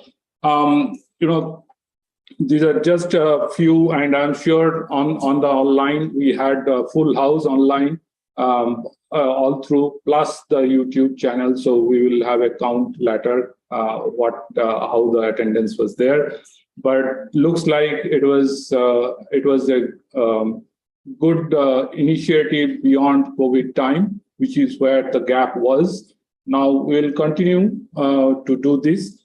And so with that, I also like to extend the thank. No program can be successfully made if the proper support is not received from, so we received that support from Institute. So the administration and definitely the scope cells, the IT department, the photography, the canteen, security staff and all.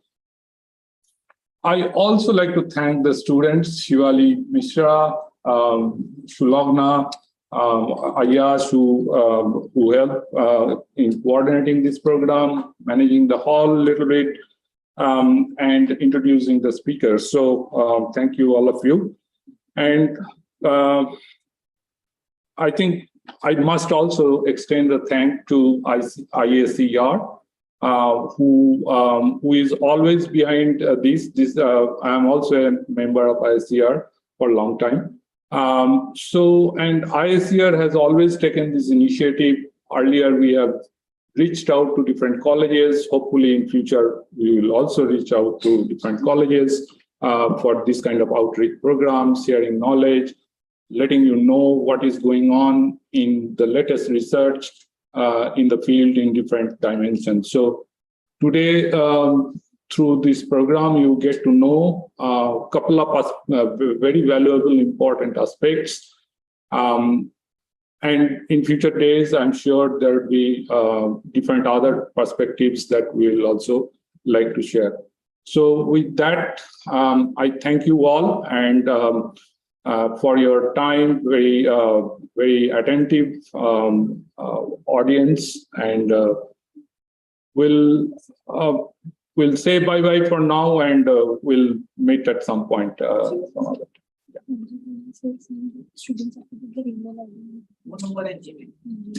Okay, so I think it was announced before.